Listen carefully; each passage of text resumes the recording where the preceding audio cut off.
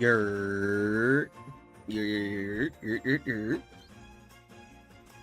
Ugh.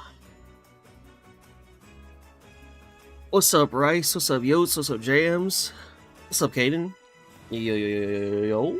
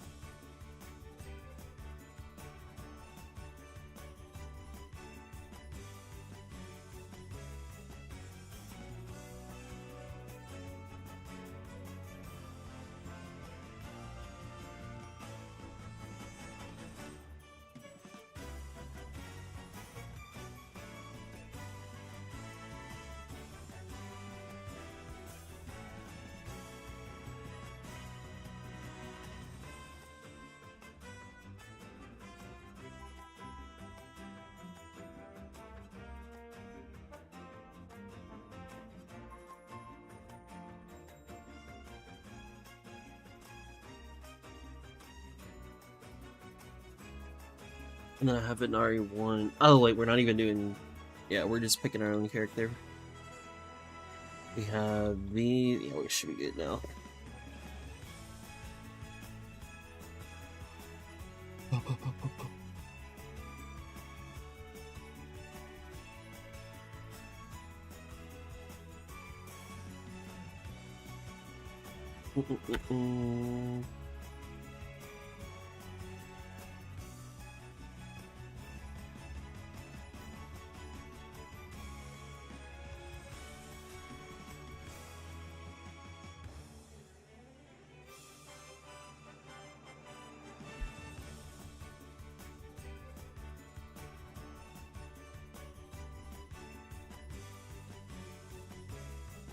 Can't play WW's cousin, but hopping in to wish everyone good luck and let you know I got Discord and have joined the Uma Discord. Hey, let's go! Heck yeah, chocolate sounds good, man. Hope y'all have a good time. What's up, Jolteon? My first UG. Hey, there we go. Congrats, man. That's big hype. UG, oh goody. Is it the normal one or the Christmas one? What's up, Chenny? Yo.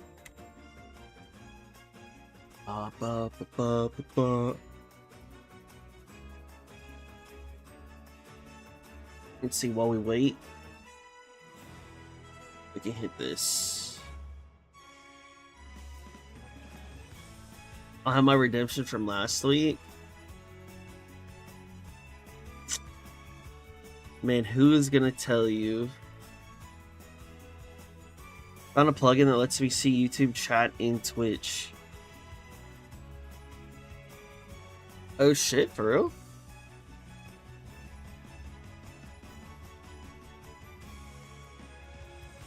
Nice. It looks like a streamer bot type deal. Because that's what streamer bot lets me do.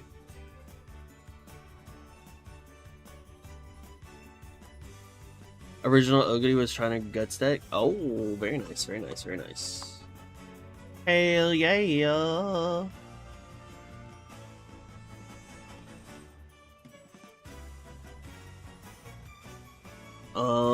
Gentle Donna got a wedding skin, so I'm gonna throw Gentle Donna. Wow. They hate me.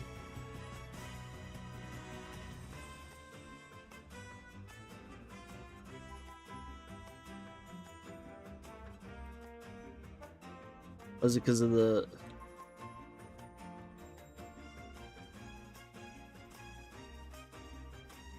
Bruh.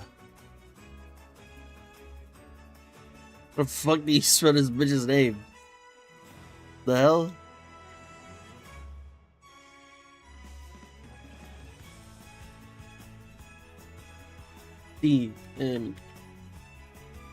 Opera. O. D. M. Opera. O. Jesus. Good lord. Bro, I did that the first time. That's crazy. Yo, what's up, Merkel?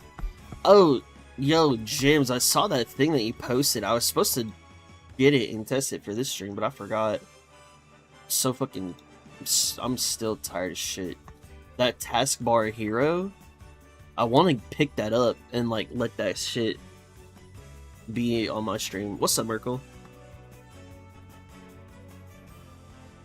Yeah, that shit looks... I think there's a streamer that I know about that has it, and it looks pretty clean if it's the thing that I'm thinking of. I could be wrong.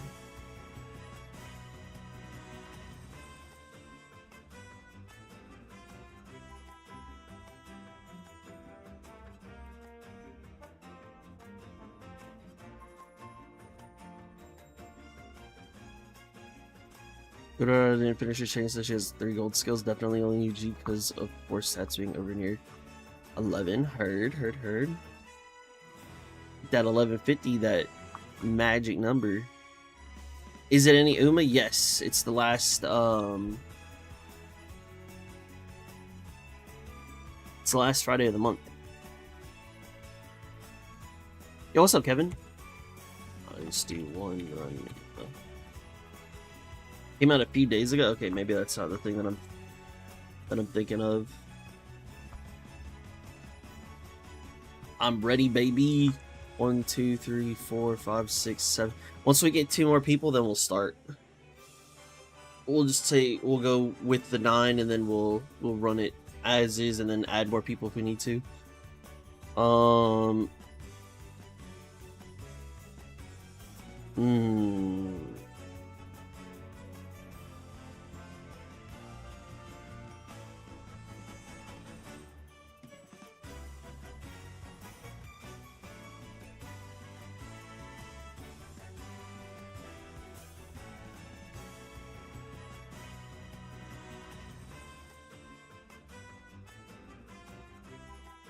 It doesn't have an A in it.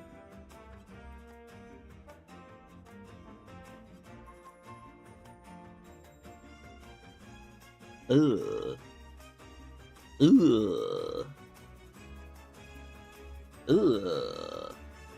Just make sure I didn't miss anybody's Muma.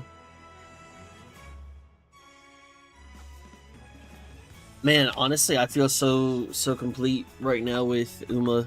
I got 100 mil on Doto, and I got the completionist for her. So then I started doing I started doing Rudolph runs because she's my 3rd highest for bands. Because my 2nd highest is Ogedy, and Ogedy is a really easy completionist, but I was like, I'd also like to get like potentially decent like grandparent out of it, so now I'm doing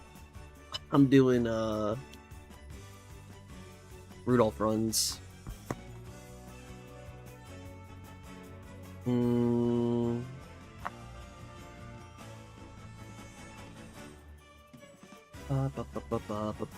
Bro is beating Uma. More like Uma is beating me.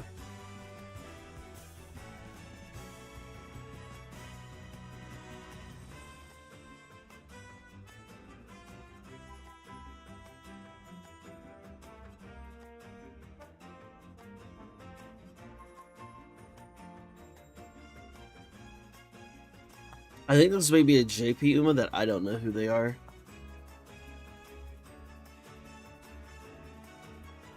Easy to train for everything, just IRL Ogedy. Gonna be an Ogedy jail by the time the month turns June? Wait, why? Chillin' playing Hollow Cure for fun game. Recently, people from Vampire Survivors and Slave Community Spire are trying out the game. Heck is Hollow Cure? Is it like a Hishi? And then I don't know who it would be. It's not a he, she.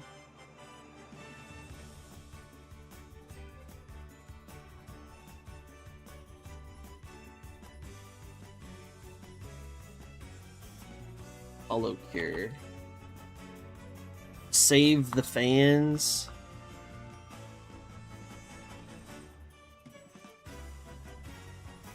Is this it? Hollow Cure, save the fans.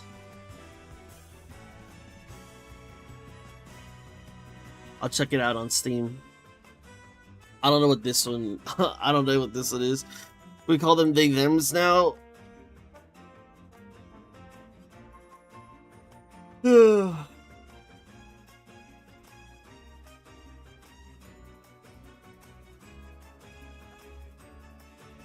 Hishi Miracle? It's not Hishi. It's it. What do you mean? It's not Hishi. Hilly City. Fans sustain to build up a lot of GP for future legacies. Heard. Oh, I didn't see that. Koko Taru Mai. There we go. As. Thank you, Solaris. Oh, Hayden got that too. Thank you. Alright, what is this? We still need 2 people. Let me...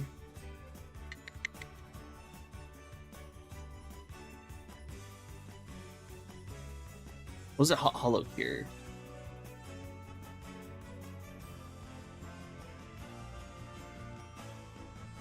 It's free. Wow.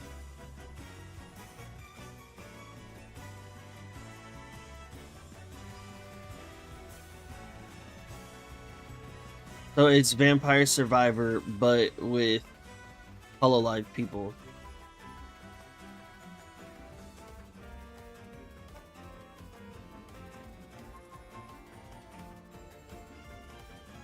Is what I'm understanding. I could be wrong though.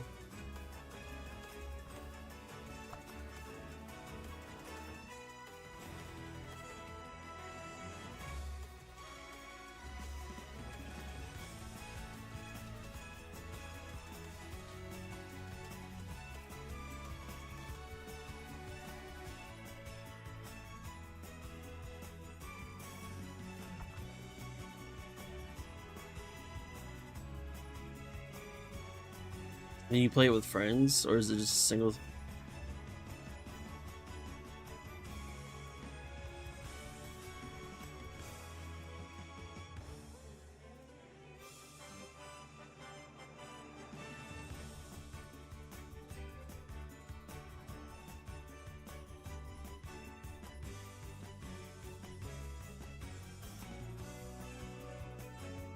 An official pain game featuring the VTuber talents of Hololive and surrounding community with gameplay of Living Survivor Vampires. That's cool. Yeah, I mean it's basically that, yeah.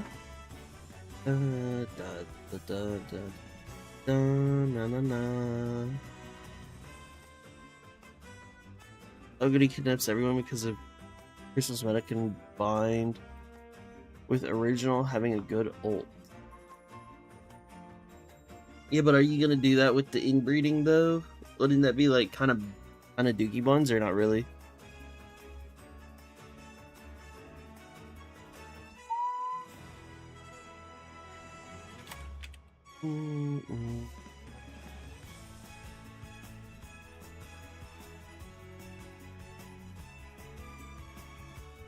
Wouldn't that be kind of odd or not really? Hey, stream elements didn't pop up here. Odd. Doing levels on Fin-Fan. I have no. What is Fin-Fan, bro? We're playing all types of new games. Fin-Fan game, I guess. Open source project of the classic Final Fantasy role-playing game. Hosted on GitHub. Oh. Never heard of that one. Cool. Hope you have fun. What's up to Stun? How you doing, man? Yo, how's your Friday? Pretty good. Big chillin'. big chillin', gonna do some debut derby if we get the folks for it, and then then I got some stuff I gotta do offline. How you doing today, good sir?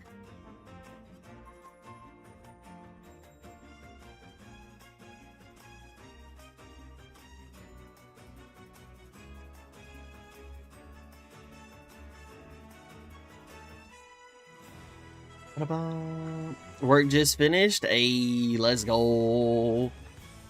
Big work, big work.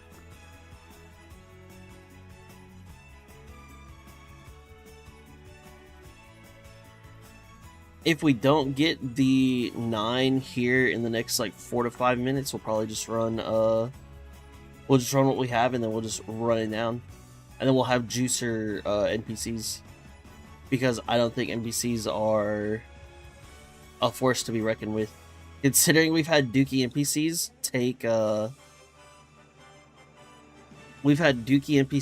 take top 5 before.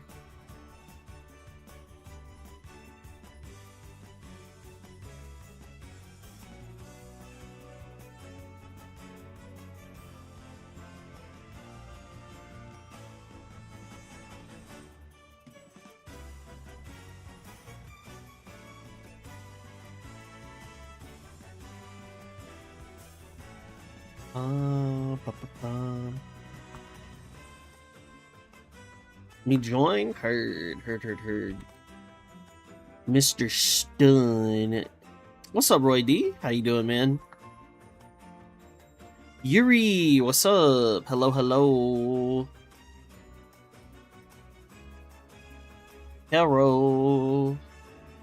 How you doing? Good to see y'all. NPCs are strong in sprint and mile races, at least. Hey, man. When I force them to be like a certain rank, I bet they're gonna be juicing then.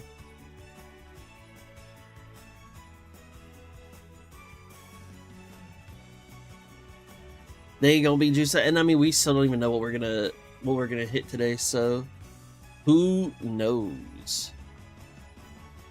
Bro, I've been playing.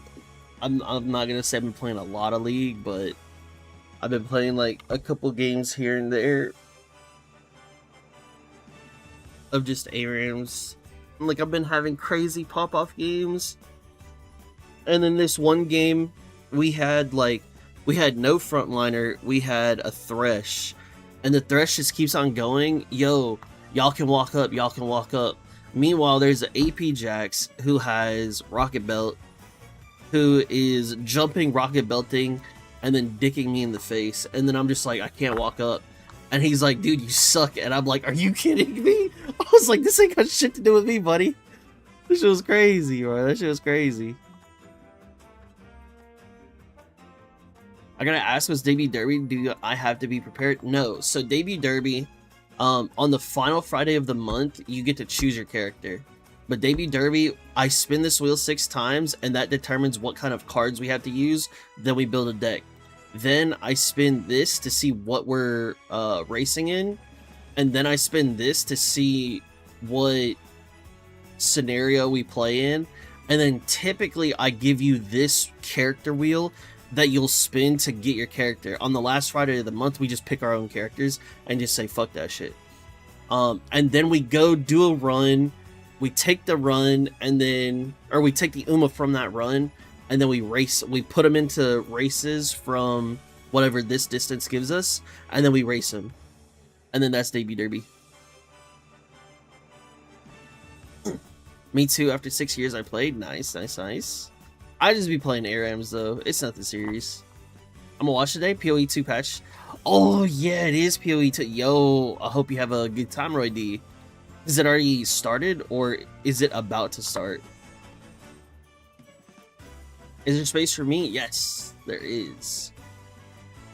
You were the last person I needed so I could start.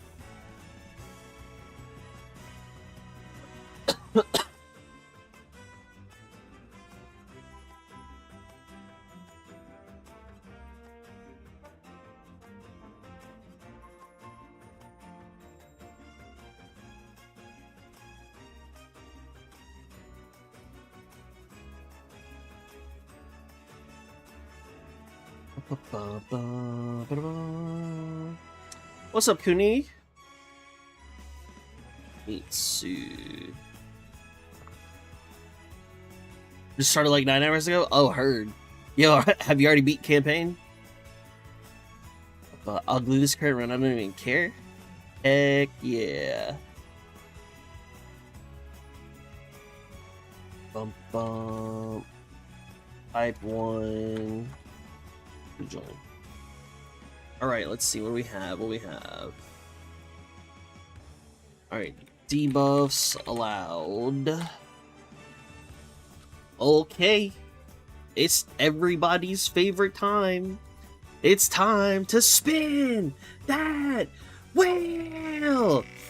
I do have a new thing here too. It's choose your own welfare card. So good luck, have fun. This is PAL or group card. It just doesn't have group on there. You can also decrease the rarity of the card.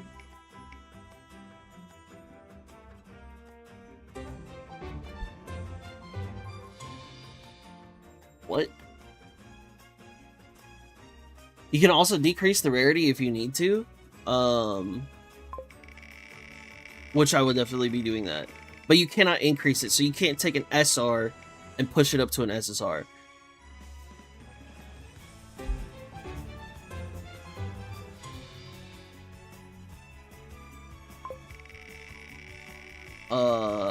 That's super weird.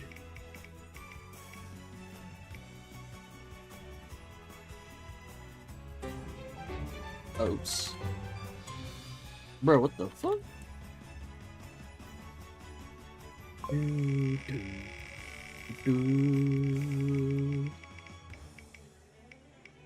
Bro, I was about to say. What do you mean, brother? This is looking Omega. Ooh. This. Wow. Man, I can only borrow so much. Fuck.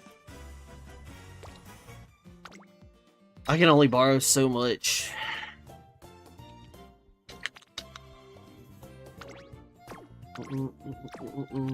Oops. I was trying to summon a third one. I don't think it's we almost got a third one. We'll have negative race bonus. I don't know what to borrow for this. This is super bad for me. Oh, that's cool. It's SSR, power, SSR, SR, power, and wit, and then double power group. No speed card. Derby hits once again. Yeah, I know, right? Rico MLB in the PAL card. No speed. Don't forget you do have a group card if you want. I guess I take this plus this, and then I can go...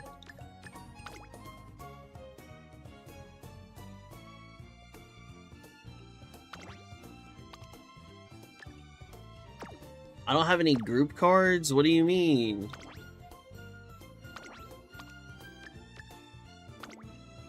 I thought there was a...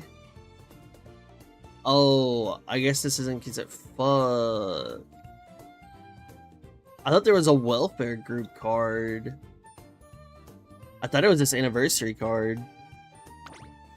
But I guess it's just a Satono card.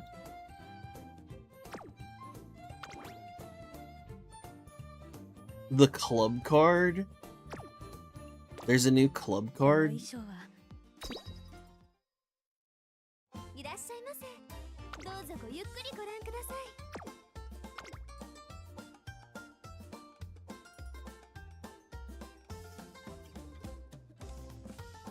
Motherfucker. Oh well, I'll get it later.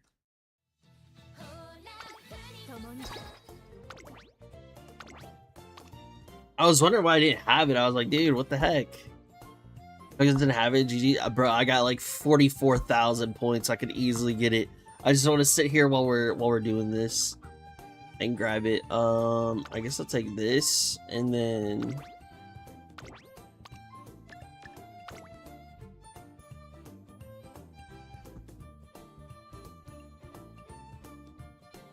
I wish I knew the distance. Oh, also, I know Yuri, it's your first time, so basically, we have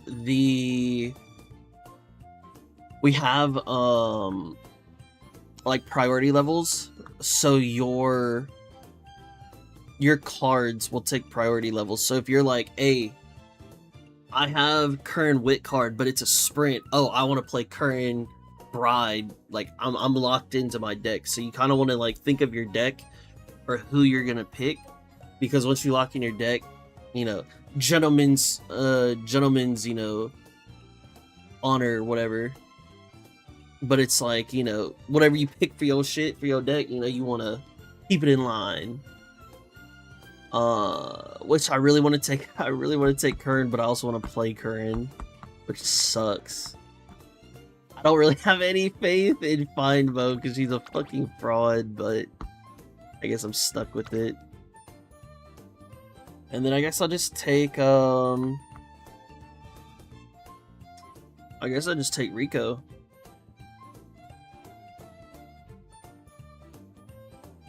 I'll take Rico. You can use Sirius and Unity. You can't use Sirius and Unity, so you have to swap if we roll Unity. Oh, can you not? That's super weird. I didn't know that. Okay. We go to our next wheel. Let's see, last time we did this, we had medium. So, best of luck. Best of luck. Best of luck. Best of luck!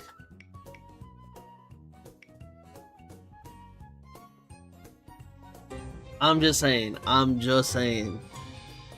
Hey, I'm cool with running, I'm cool with running Bride Curran.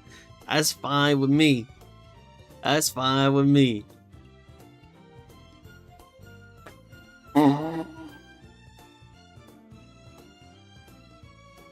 Surely not meant, right? Surely not meant. It's so heavily...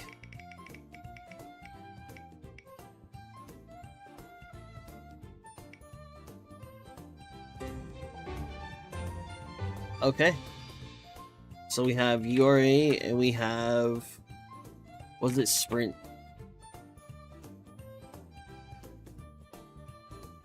And then pick...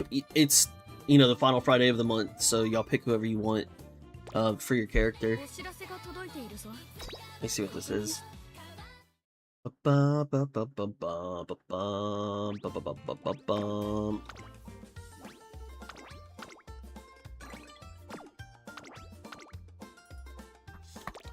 You know who I'm picking? I have no idea who you're picking. It's URA.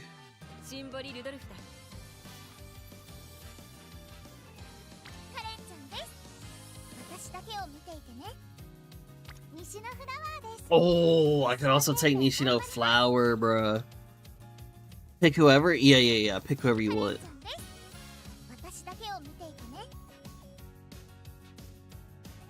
Man, Nishino Flower would probably be so good here.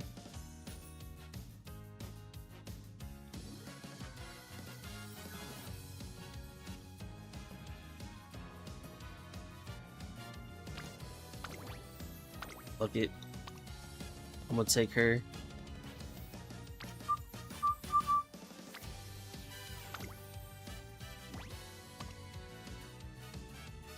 Man, fuck it.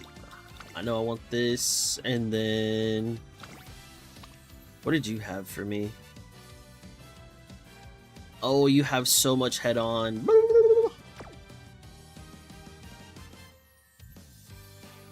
Nishino Flower is good if there's another Pace Chaser.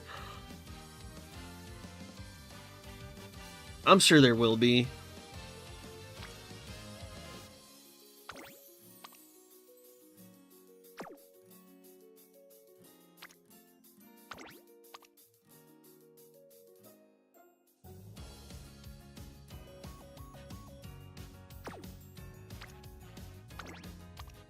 Which one's the one that I used? It says tail and PTO. I can just look at this. I use a 1 wit, 2 medium. What did you have? Ah, but I want somebody that has sprint for me.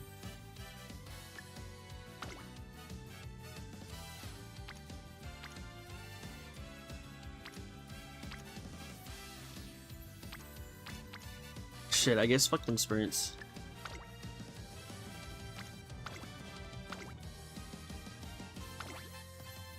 And then I said I was gonna use Rico.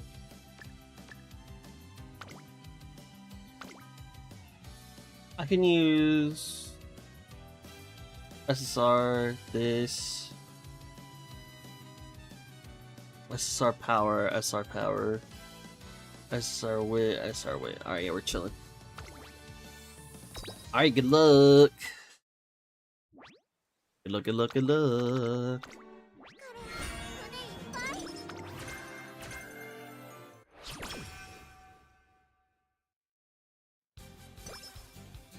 Oh, dude, your is gonna go through so quickly.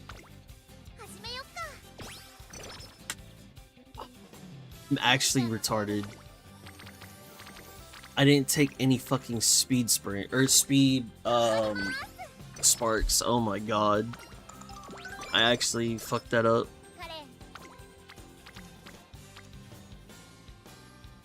Whoops. Well, maybe I can just build a AD buffer and make everybody not have a good time. Oh no.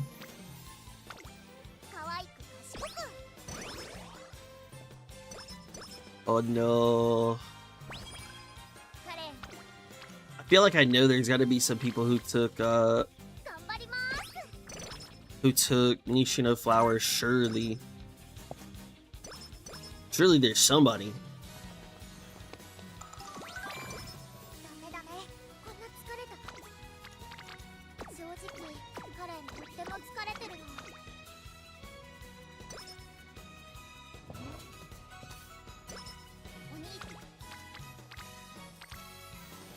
Oh no, and so it begins.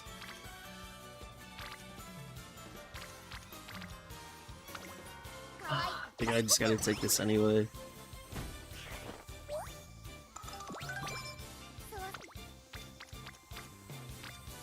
What is this turn?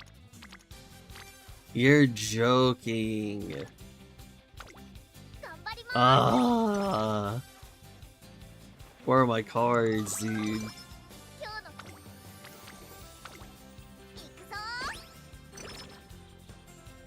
I think it comes down to there's anybody that hits on speed, I just have to hit speed. This is gonna be very desperate.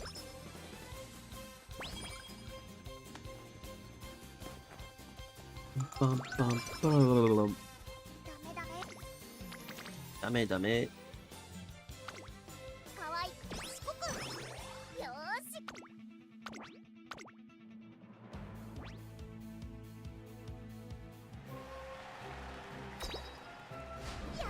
The game was loading so slow because I re-downloaded it the other day.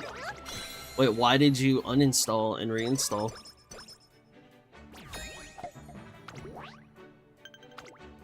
Trying to enter in your cheats, huh?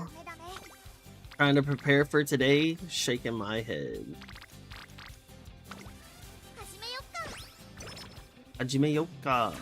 Ooh, okay. I got the nimble nav. We're chilling.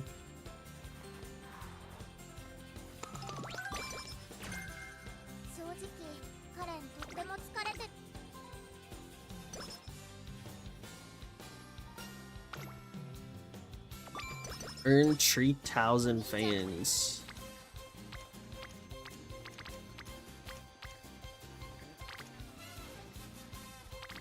I mean, 16 speed ain't nothing. I guess it's better than nothing. Oh.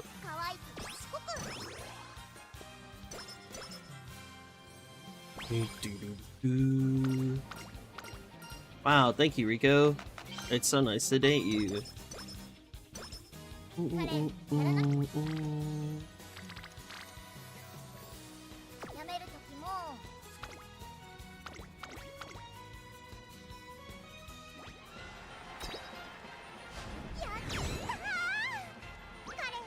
I don't remember if we're supposed to do a lot of races in URA or not. So... shit, it is what it is.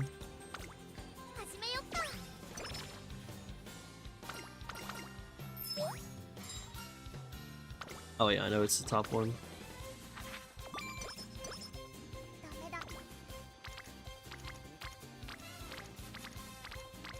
Ah! Actually, what if I just...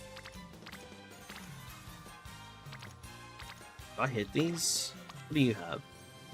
We're running sprints. I don't really care about that. I hit these.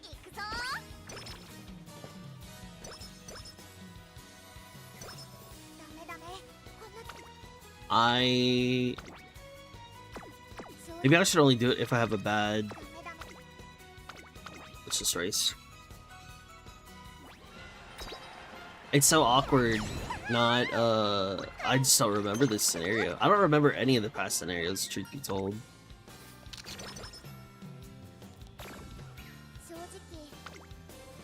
The downside of Instagram. Shit, do I race on 0? I should be fine. Track Blazer is mind-numbing. Shit, what you said? Track Blazer. I have to do 40 mil fans for the month. And let's just say that I've done a lot of Track Blazer runs recently. Just so I can try to meet my quota. My terrorist guild leader is making me do 40 mil. AKA, I'm the guild leader of my guild.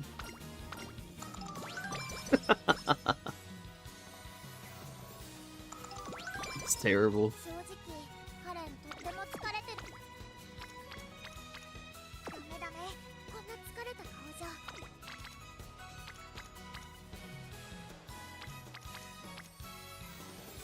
Oh, she can't do mediums, so she'd go on these 2 days.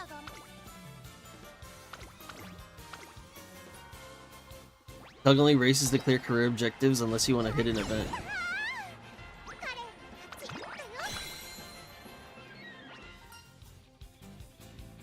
Is there a hidden current event?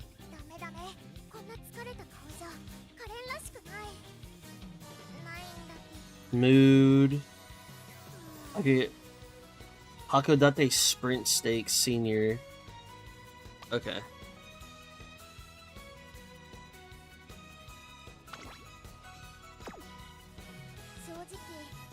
Okay.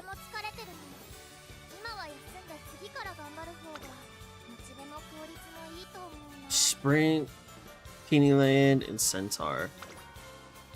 What is a Hakodate?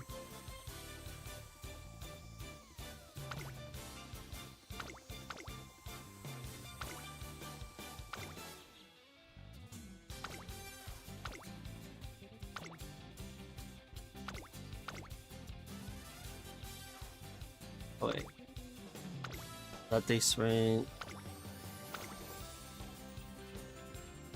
Teeny and Centaur. Okay. Alright, shit, fuck it, we straight now.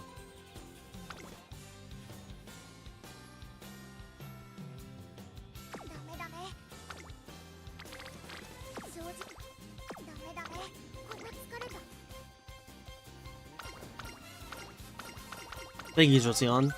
My current is gassing out. Honey, what? How are you gassing out? But you're playing current too? Aw, snap.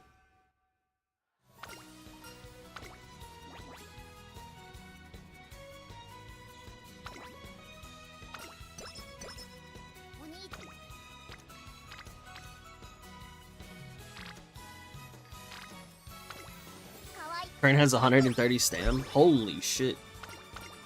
I played so much Uma in the past 24 hours. Jeez. Wait, same. Why did you play Uma though? What's up, Baby Craft?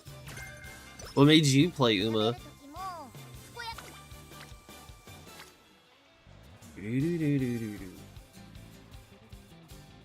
Select on the event. Oh, that'll do it. Damn. Hey, shit, fuck it, it'd be like that sometimes. I had to play a shit ton of Uma because I slacked just playing and I didn't have any fans. So I have to run it down so I can get my fans.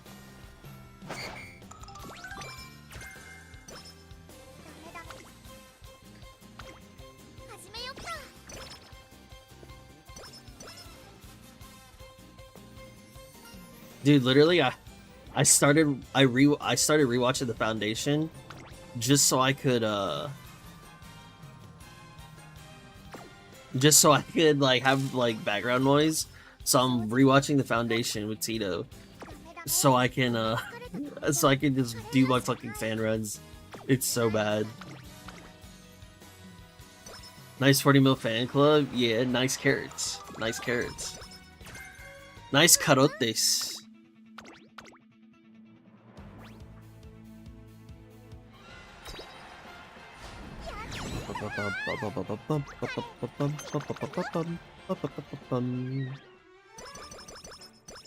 Yo, Baby Craft.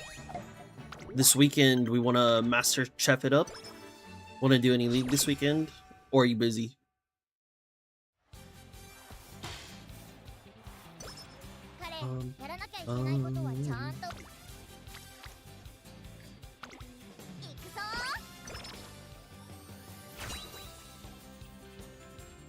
Was the same, got it in time. Nice, nice, nice. Good shit.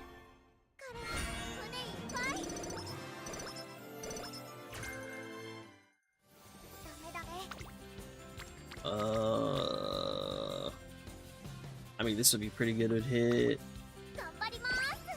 Thank you.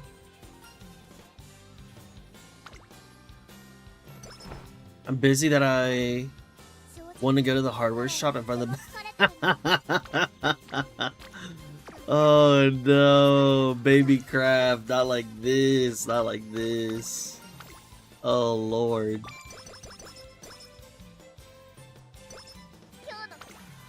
Well, hopefully you become unbusy. Hopefully, hopefully.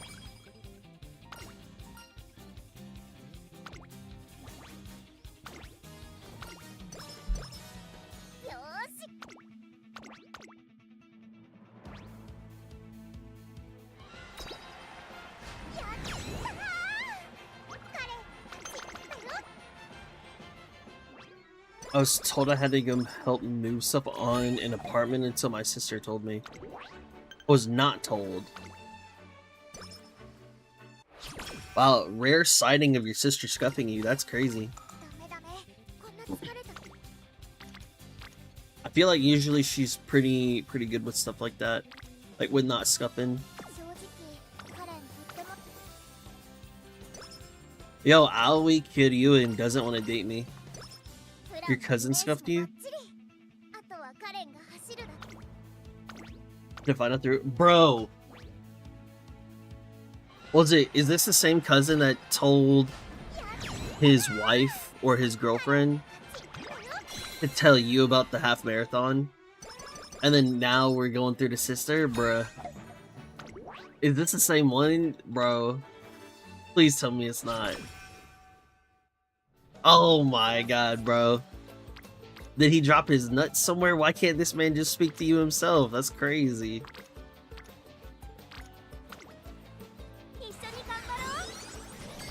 Because she's dating you already? Wow, Rice.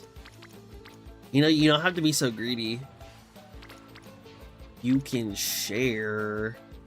Honestly, I'm just gonna raw hit speed. Fuck that. 35 on the... Oh. Oh. I'll take it.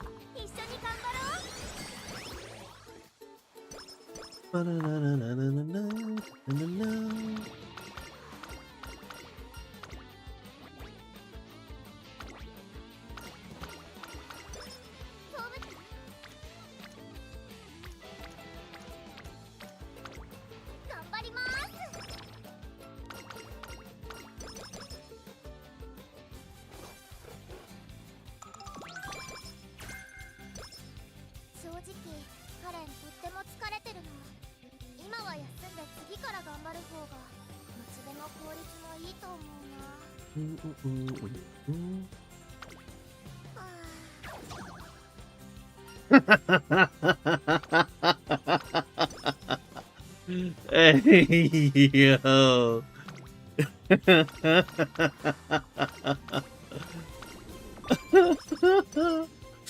Yo, that's funny as fuck.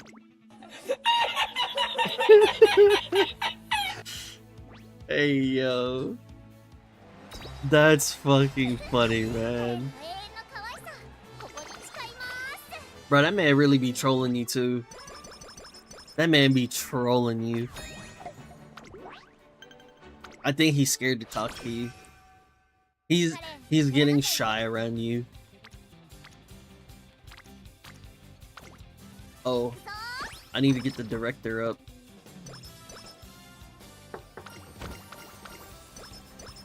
He scares you more? That's crazy.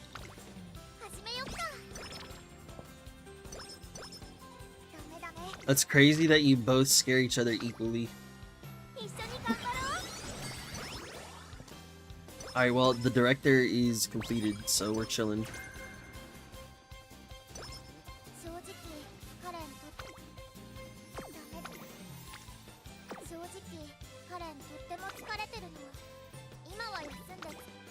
I guess I'll take Rico. Yeah, I don't know, man. He's, I feel like he's just trolling you. Sorry to hear that, my brother. Sorry to hear that.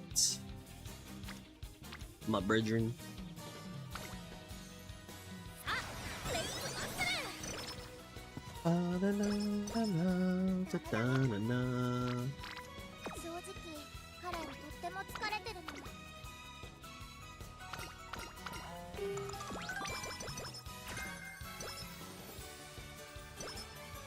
Wow.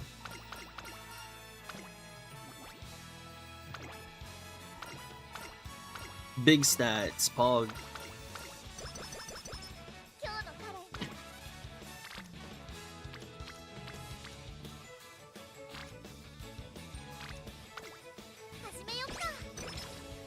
I have to free labor on Sunday and it takes me 40-50 minutes to get there. Wait, they're not even gonna pick you up?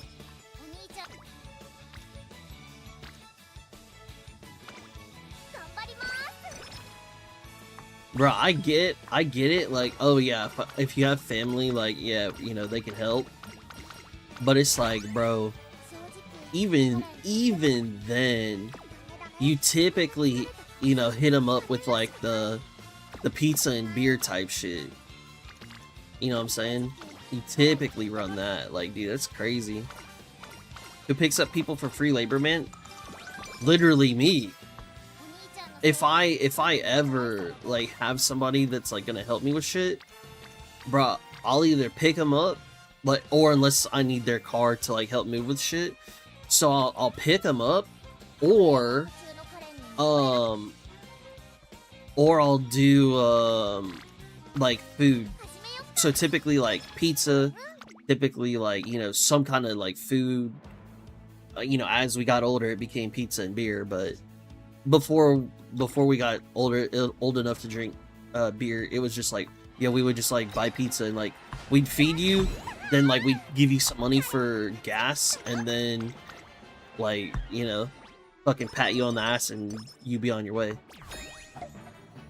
I have a ticket for what? What's up, Horion? Can I still join? Too late, ain't it? How fast do you think you could knock out a URA run, I guess? Because, I mean, I'm about to be done with this, so I mean, if you think you can get it done, like, relatively quick, then by all means.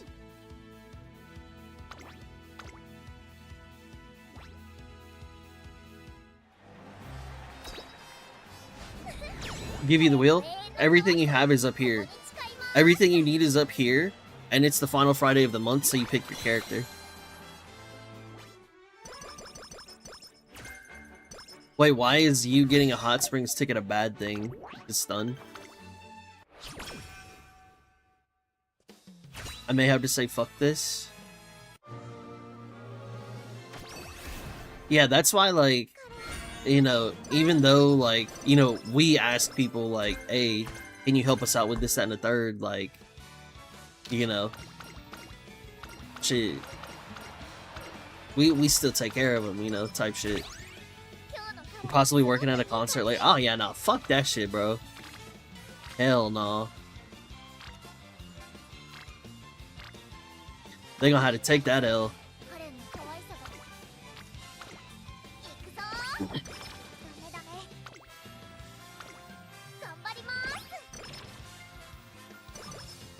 Is everybody else just like raw hitting speed? Or is that just me? Fuck, I wish I could have hit that.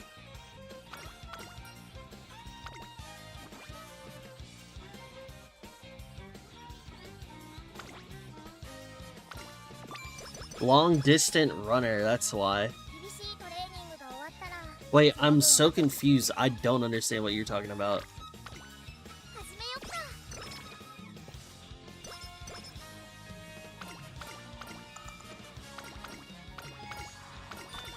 You need the stamina, but I don't need.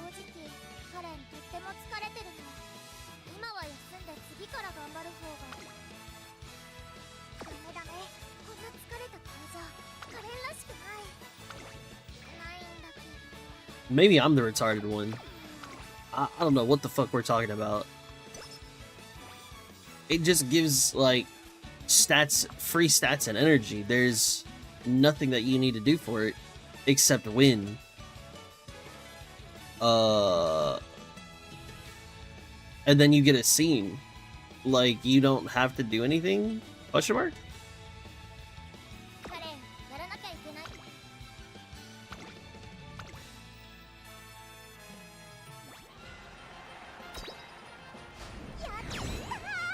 For the new Uma.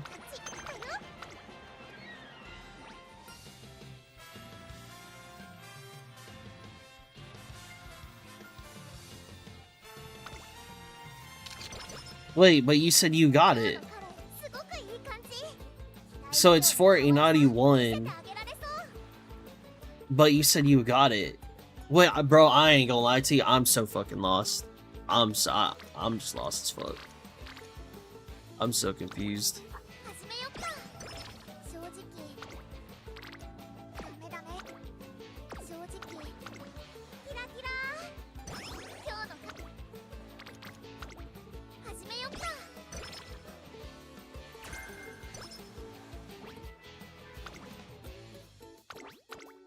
Yeah, but I don't think it's for Hishiaki Bono, is the thing. He said it's for the new Uma. I don't know, I'm just lost from the beginning. Because he said he got it, but now he says he wants it, but he didn't get it. So, I don't know. Oh shit, I got Fast Learner.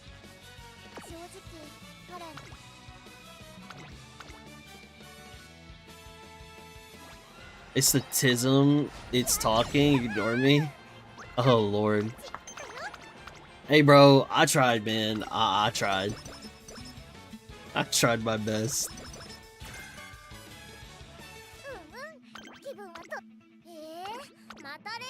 Hecking cheater. Ooh! Hoomst! I also got Fast Learner with 0 sprint skills to use it on. Oh no. Wait, yo, actually that might be a good point. I may have no skills to buy. I didn't even think of that. I don't ever... You know when we were doing URA, like when the game first started, I genuinely had no idea what Fast Learner was or didn't know what it did, and this was several months into the game because I never got it. I just didn't know anything about it. Karen is cheating on me. It ain't cheating, she just knows where she belongs. And that's with me. Hell yeah. I'm not even gonna get 1,000 speed. I fucked up. I just didn't take the right sparks. That's on me. Oopsies.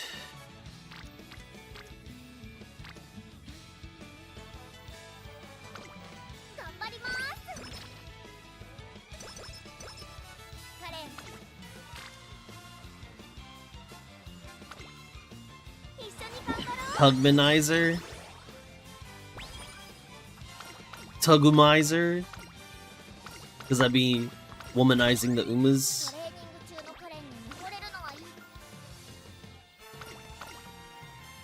That said, I'm taking Doto away again.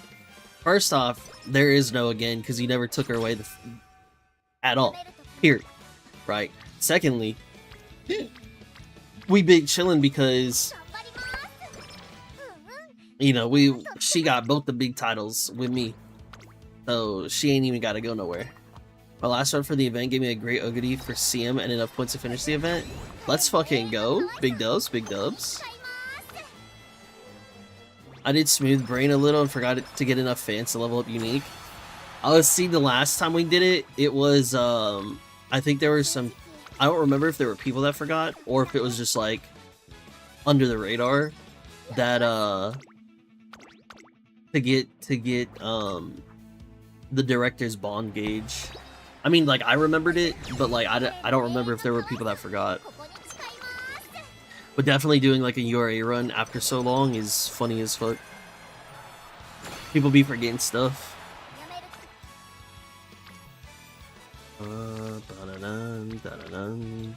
Wow.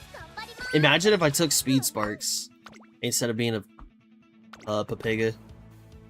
I definitely didn't get Reporter up. RIP. Oh, no. It's not Reporter. It's not Reporter for the unique. It's the director, Akikawa.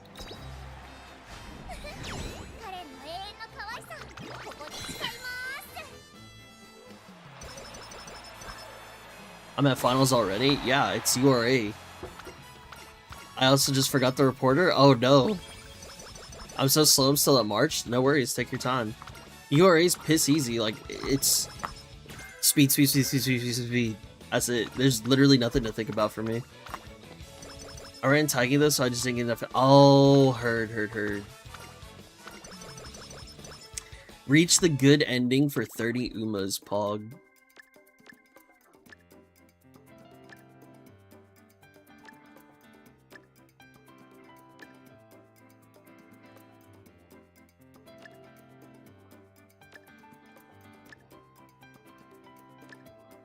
Holy.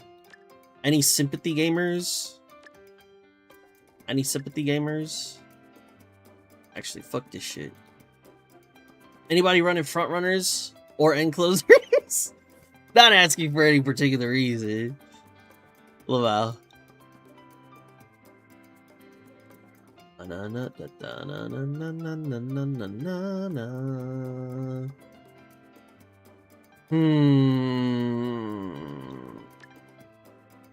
Maybe it'll be a sunny day.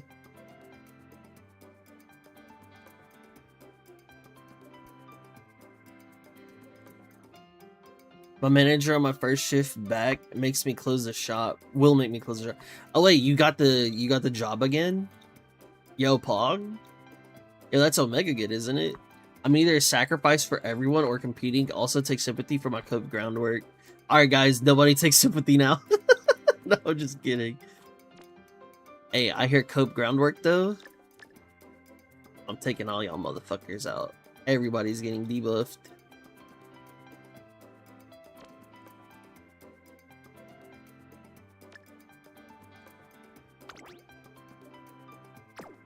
And you know what? At least I hit 1,000 speed. Fuck it. You can work again? Wait, that's really good. Wait, so does that mean everything like went through and finalized and whatnot so you can like be big chillin'?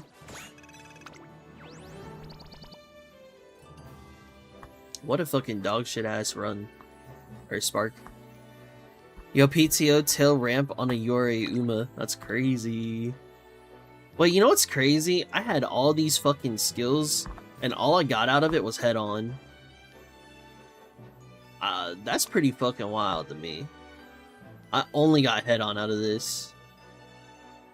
I need the bread. She needs to come to people, so it works both ways while I look for something better. Heard. Hey, at least you're able to like fucking do some work, brother. I'm real happy to hear it. Only downside is they give me 1 year on my permit. I was hoping for 3. Oh, how do you juice it up to 3?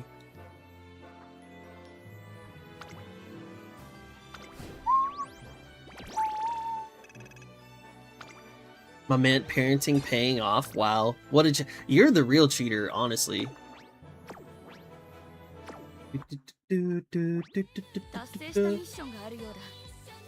Should have studied full time for 3 years.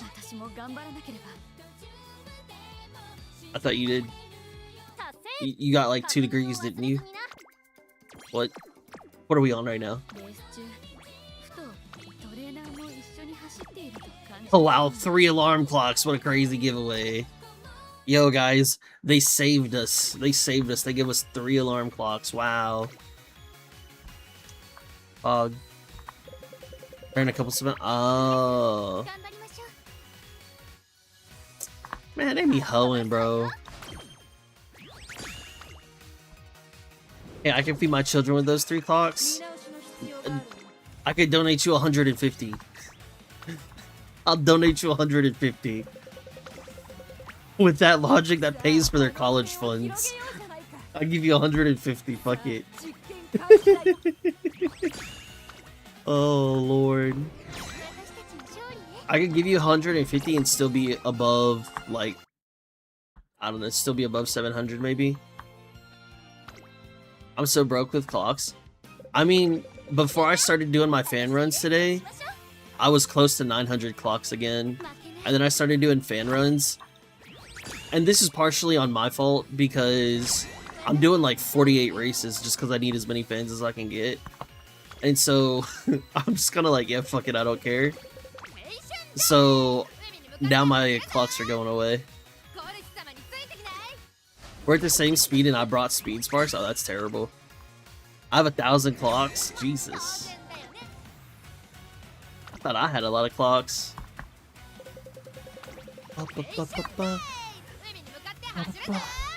Why are you clocking on fan runs? Because I can afford to. Yo, because I can afford to, unlike some people. That's why.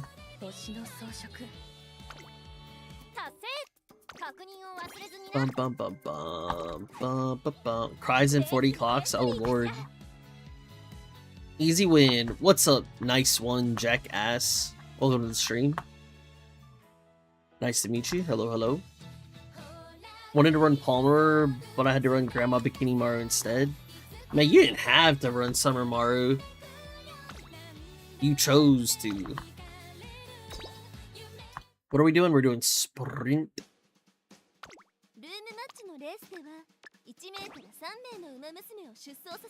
7, 8, 9, 10, 11, 12, 13, 14, 15, 16, 17. 17.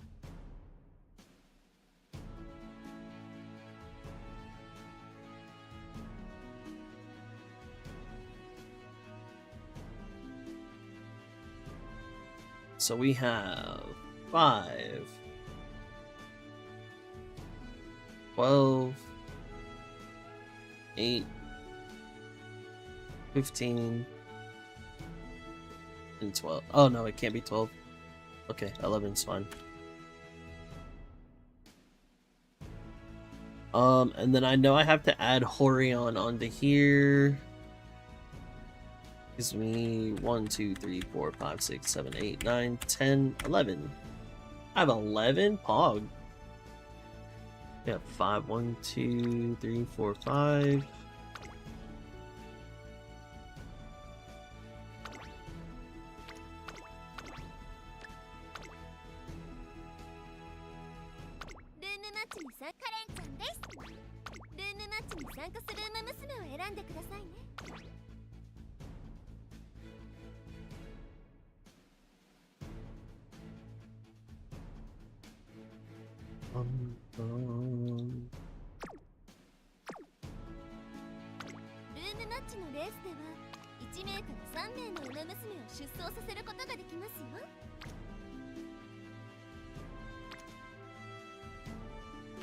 Well,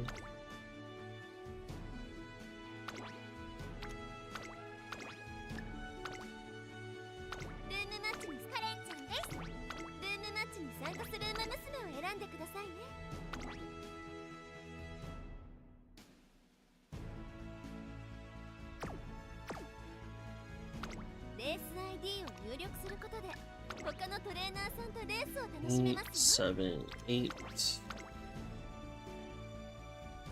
Man, y'all are so lucky we didn't get Niigata 1000. That would have been awesome.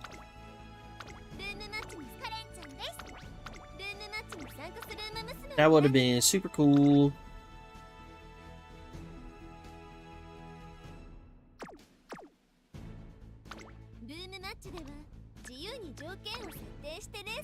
Eight, 15, so 7, 8, 9, 10, 11, 12, 13, 14, 15.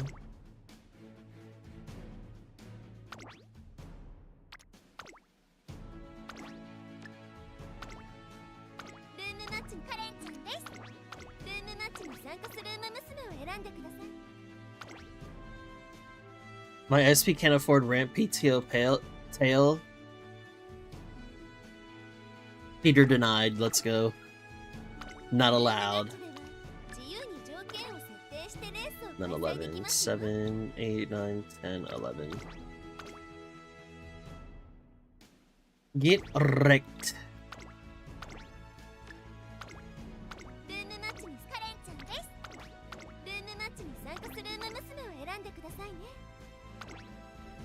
Get wrecked. Feeder, cheater, pumpkin eater.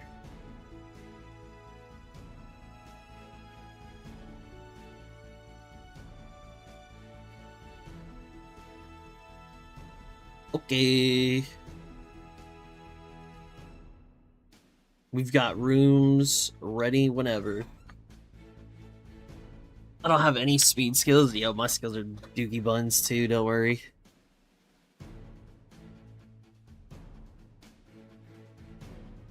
I don't think I have any mid-leg skills. Oh no, I have sprint corners and pace corners, and that's it for my skills. It's actually horrendous. Horion, I have your name on here. You just can't see it. I'm at first inspo. No worries. Speedrunning, no worries. Can I paste it into chat? You can get this copy paste and see if that works. God damn, that did not work for YouTube side. Why did it?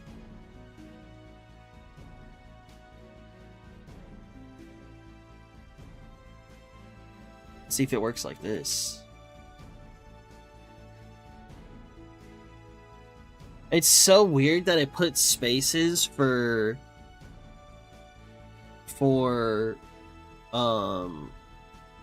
Twitch and not for YouTube. That's super weird. Bum bum bum bum bum. Brum. Ba ba ba ba ba bum. Dude, I still have to do my fans. So I have to do my fan runs first. So I gotta do 5 mil today, 5 mil tomorrow. And then when registration hits, then I have to start making my Open League Umas. Which I saw what the stats are supposed to be, so maybe I can cook. I don't know. Like posted a virus on YouTube.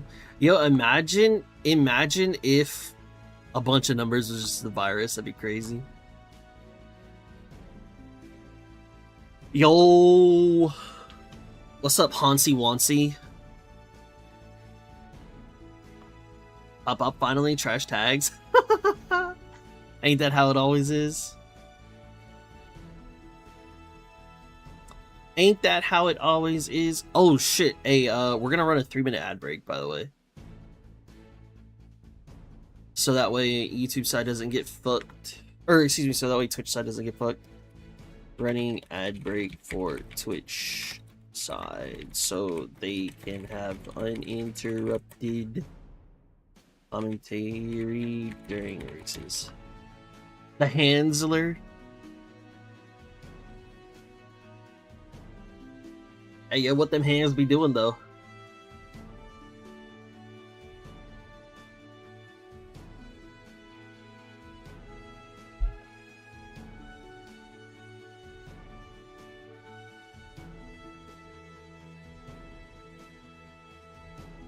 If you don't want ads, suggest subscribing if you have Prime. It's free. True. Tell them how it is. Tell them how it is, baby crap. Tell them how it is.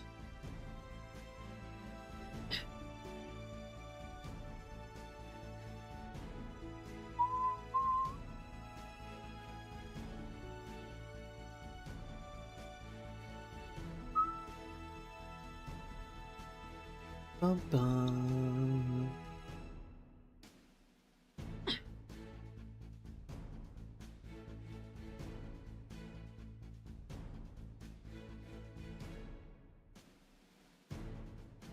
Oh. That Q&A vid already has triple digit views, and it's only been out a few hours. That's not bad.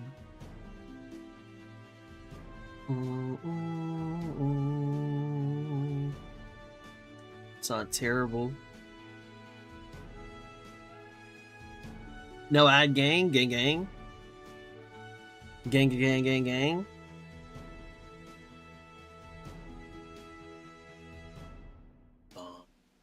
Guaranteed Masama and Saria, or I could RNG 1 for 32 for passenger. 132 for passenger is crazy. I thought you don't even care about passenger, dude. What the hell? What are we talking about, bro? I was literally the only one that cared about passing God. What's up, Amy? It's debut derby. It is the finale Friday. How you doing today, Amy? Good to see you. Good to see you. Collection. Motherfucker, I know you don't give a damn about collection. What you talking about? Crazy ass. From a guy who has no idea what y'all are talking about. What y'all are saying, these are just random words, exactly. Masama's lower redeploy, sorry, is 26 defense. Honestly, you could get the 132 at any time. I would go for I would go for the one that has a lower amount of potential. So like if your Sari is P4 and your Masama's P2, I'd take Masama. Sari seems more useful. That's true. But here's the thing.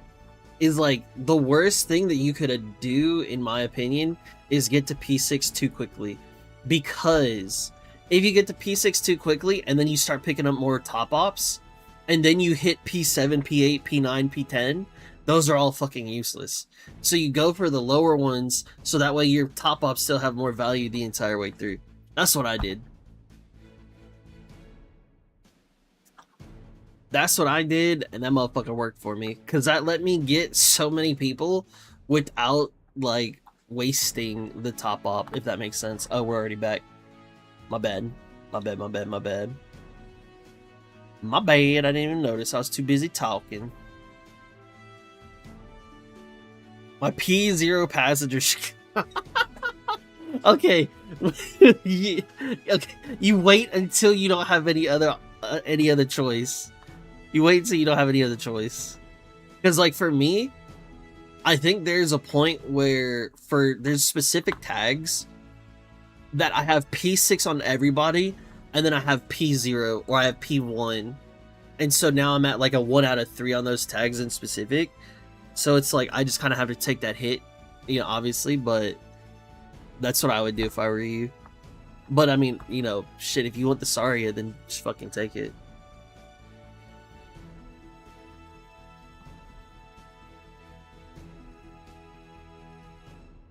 You have higher pots than me from the original ones, that's true. I was also doing a lot more pulls than you early on, too. Especially super early into the game.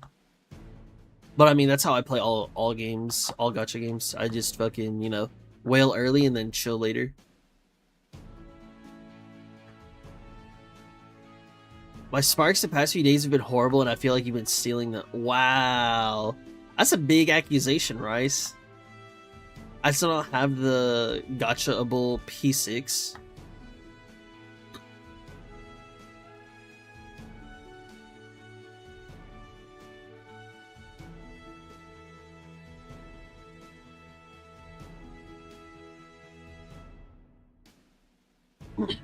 Honestly, skill diff. I don't know what to say. I don't know what to say except skill diff.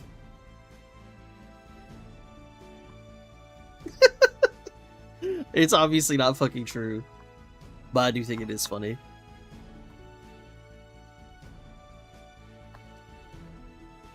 That's rage bait. It's the truth. Wallet diff, 100% agree. 100% agree. Rice made me get A+ Teo. Wow. Man, y'all got some territory. Y'all got some turf wars over here. That's crazy. We got stealing sparks accusations. We've got A+ in new track. Fist fights, gang wars. That's crazy. I don't care. 1 for 32 we go. Oh lord. I tried to talk him out of reason. I tried. We're fighting for sparks every day. See, look. This is the good thing for me. I don't have to worry about fighting for sparks because I ain't got none. So anytime I got a halfway decent spark, I don't gotta fight for it. Who'd you get, baby craft?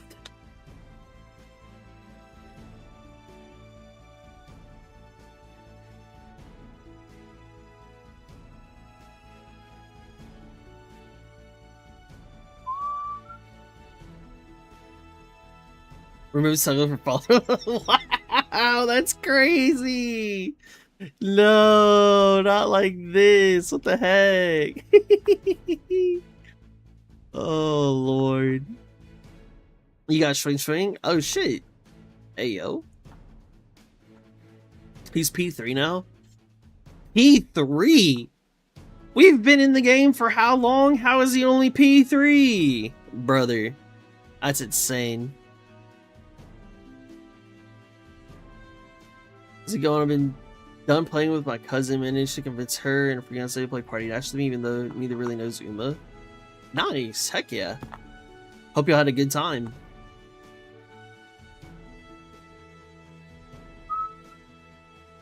I got a piss bad Uma, nice. Oh wait, if you're done, then that means everybody should be done, because you were the last person.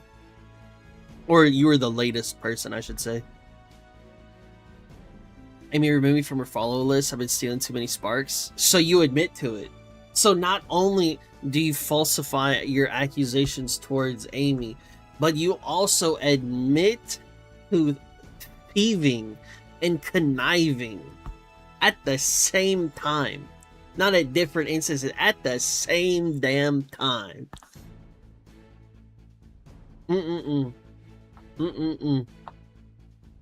And now you don't even deny said allegations brought up against you because you admitted to the evidence presented before us. Shit, send him away to the gallows.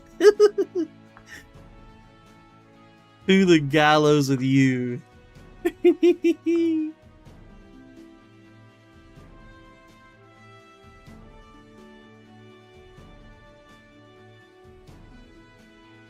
Caught, exactly. Just another day.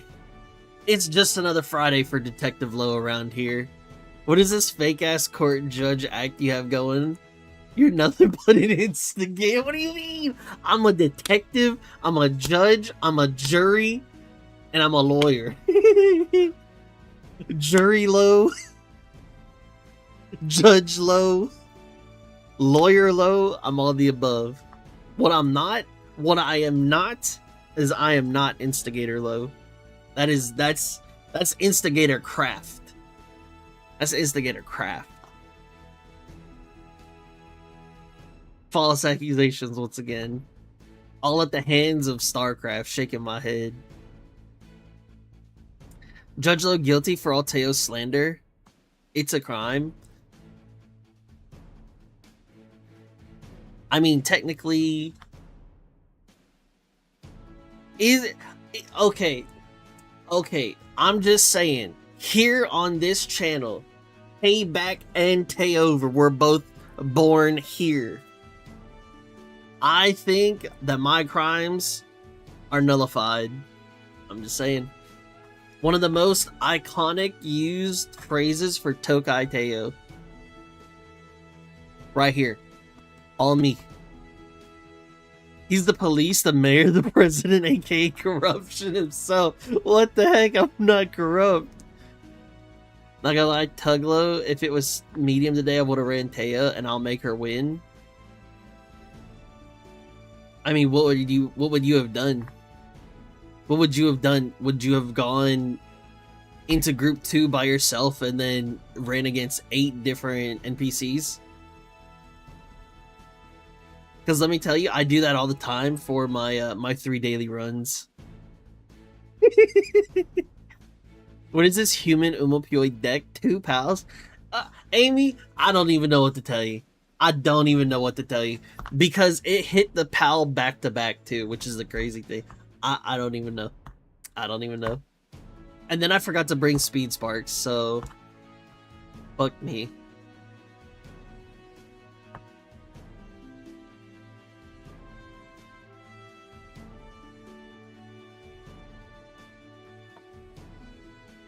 I was gonna build a runaway Suzuka if another one brought another one, but I know what would have happened. If another one brought another one. Rico's best pal fight me?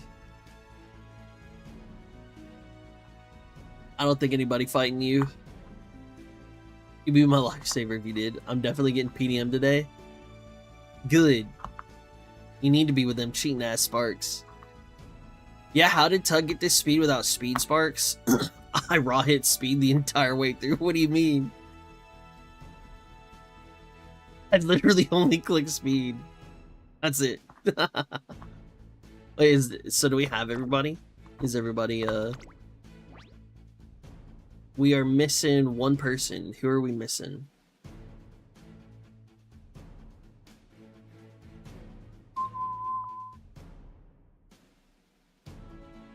Don't look at my skills when you're checking Uma's Tug. Oh yeah, I'm definitely gonna look at your skills, and I'm definitely gonna call you out for being a cheater.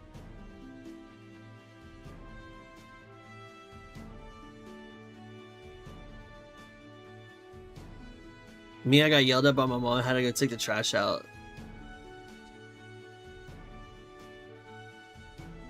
Rip. I have a niche in a flower with 0.9 Excel total. That's a lot.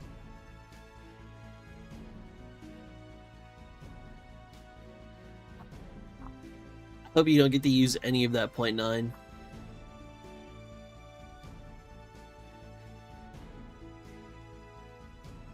Wait, I'm so confused. Merkel's the one that asked me to put it in chat. And it's been like 20 minutes. What? I'm so lost.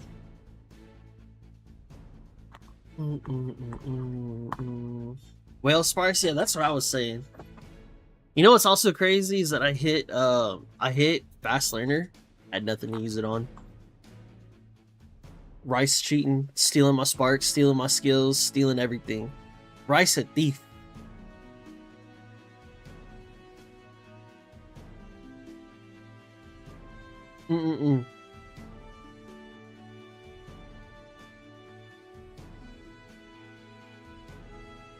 Shaking my head. There you go, instigating. It's not instigating, that's stating a fact. That is a fact in the court of law here on this stream. It is a fact of life, as a matter of fact. Sailing Creek's mummy costume. See, look! You cannot defend this. It is indefensible. When you admit to the crime, you got to do the time.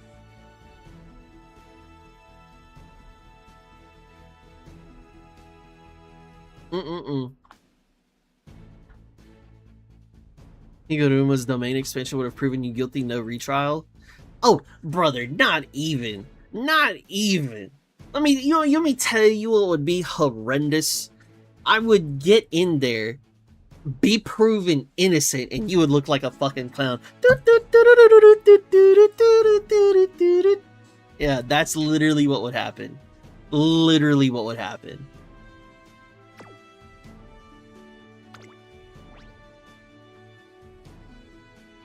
Oh wait, how are we missing 2 people? Okay, it's Clownlow Friday? Hell no. Hell no, that's all you, buddy. That's all you. Ain't never been a clown a day in my life. Now, during the nighttime, that's a different story. You know what I'm saying? There have been nights where I've been known to be a little clown. But right here, right now, no. No. Why is this taking like 20 minutes? Because Horion was late. And then Merkel was getting yelled at. I could have finished my run by this time. I think you should have. What we have. Bump, bump. Bump, bump. Okay. Bum, bum, bum. Okay. It's this. Bang, bang. A CB Wit card. That's crazy. Oh, you took a front? Oh, yeah, I looked at Jolteon. Oh, you downgraded your stuff here.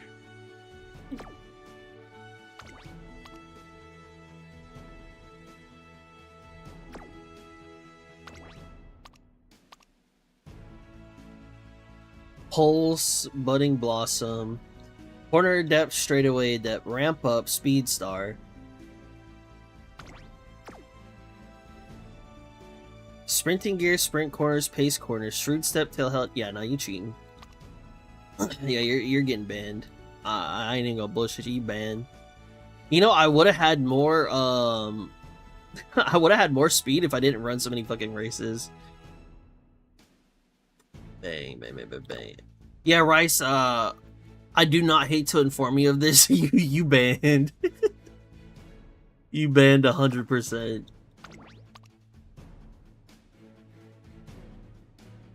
He took this down, and then he took that.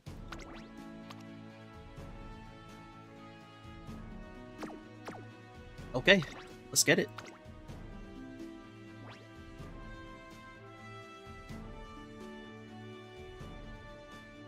I think my colonel died today. Le Tuglow es le clown. I blame Tuglow.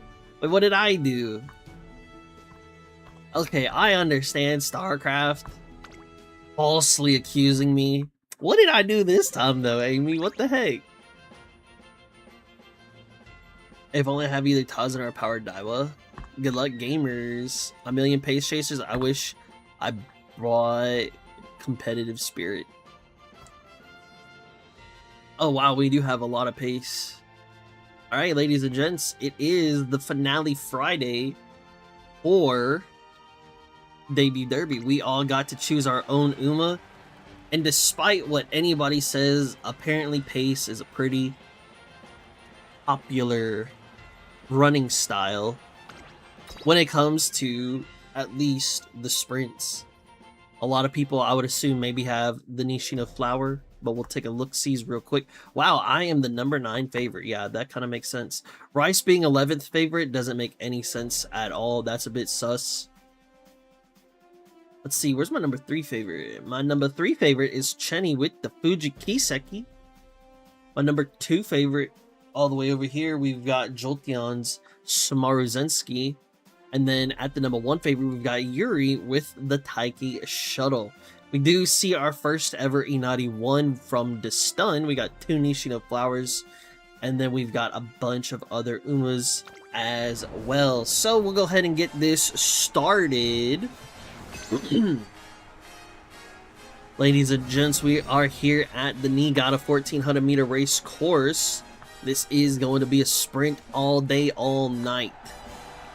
So these are going to be over in the blink of an eye. They'll be over in a flash. So be sure to keep your eyes wide open. If you know, you know. And do not blink. Because, oh Lord, hallelujah, praise the Lord on that one. Yes, sir. Yes, sir. Amen. But we'll see if the favorites are going to be able to hold their own, or if they will get absolutely murkled by the other Umas. 2 Kerns, 2 Nishino Flowers, and then we've got everybody else being a little bit different. Unfortunately, the Russian Gale does hit a bit too early for me, and now as we're going forward, that Adored by All is going to hit. 1,200 meters, we're already into the mid-leg. We do have that Smarzensky sitting at 1. We've got my Kern coming in at 2. We have a fight for 3 between Nishino Flower, Kern-chan, and Taiki Shuttle. Followed behind them, we got the Fuji Kiseki moving up on the outer lane. Hishi Akabono is trying to bide her time as well, and then we've got another Nishino Flower who's pushing up forward very strongly into that fight for 3rd place, now 4th and 5th place. Sakura Chiyono O moving forward as well. We got another Kern-chan at the end of the Pace Chasers group. We have a Naughty One sitting at the back as an end closer now as we're heading into the final leg. Smarzensky is not looking too hot as of right now. Nimble Navigator does hit, shooting for victory. It's great timing on that one. We've got everybody rounding the corner, and as we're moving forward, so many of these Umas are... Oh yes, this is about to be so beautiful right here. Absolutely gorgeous. I love this so much. Absolutely gorgeous from Kern-chan. Now we're moving forward into the final leg. The dueling happens. 200 meters left to go. Does anybody have the pulse? Because now they're moving forward. The Russian Gales, the turbo sprints. It's a dead heat from 1st place. It's Taiki Shuttle taking the lead, taking the dub. Taiki Shuttle in 1. We've got my Kern-chan in 2, and then the Nishino Flower in 3. Woo! Okay, favorites be damned. It don't even matter. Because what matters here and now is the power of these Umas and the juice that they have. So let's take a look. What happened here? Wait, 388. Oh, okay, yeah, you maybe you guessed because it is 1400. Yeah, that's pretty scary. So we have Rice with the Kern-chan. We've got Chenny with the Fuji Kiseki. We've got the Stun with Inari 1. Oh, even hit Sprint S. Very nice. We've got Kunimitsu with the Sakura Chiyono O. We've got Horion with the Kern-chan, the bride Kern-chan. Mashari. We've got Kaden with the Hishiaki Bono, maybe too much stamina. Not 100% sure. In 5th place, we've got Merkel with the Nishino Flower. Yo, where is everybody's speed? What the heck? We've got Jolteon with the Smarzensky. In 3rd, we have Kevin with the Nishino Flower, aka One Run Uma. Big juice, big juice. In 2nd, we have my Kern-chan. Hit a little fast learner for once in my life. Okay, let's go. And in 1st place, we have Yuri with the 1200 wit. What? Oh, hell no. We ain't playing the same motherfucking game. Nah, ain't no way. Nah, we gonna take a look at this. Oh, hell no. 1200 wit on these. Ain't no way. Ain't no damn way. Oh, but you have 20% wit growth, I think. That's crazy. That's crazy. Ooh, we gonna have a tough one tonight. GG's, GG's. We'll be back with race number 2. Race number 2. That's crazy, though.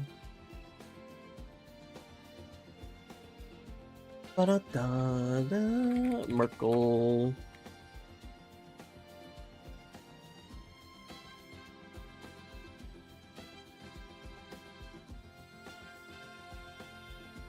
Ooh, ooh, ooh, ooh, ooh. 0% speed growth? Yeah, but there were so many people that didn't have like 1,000. Now I understand why y'all are like, how did you get 1,000?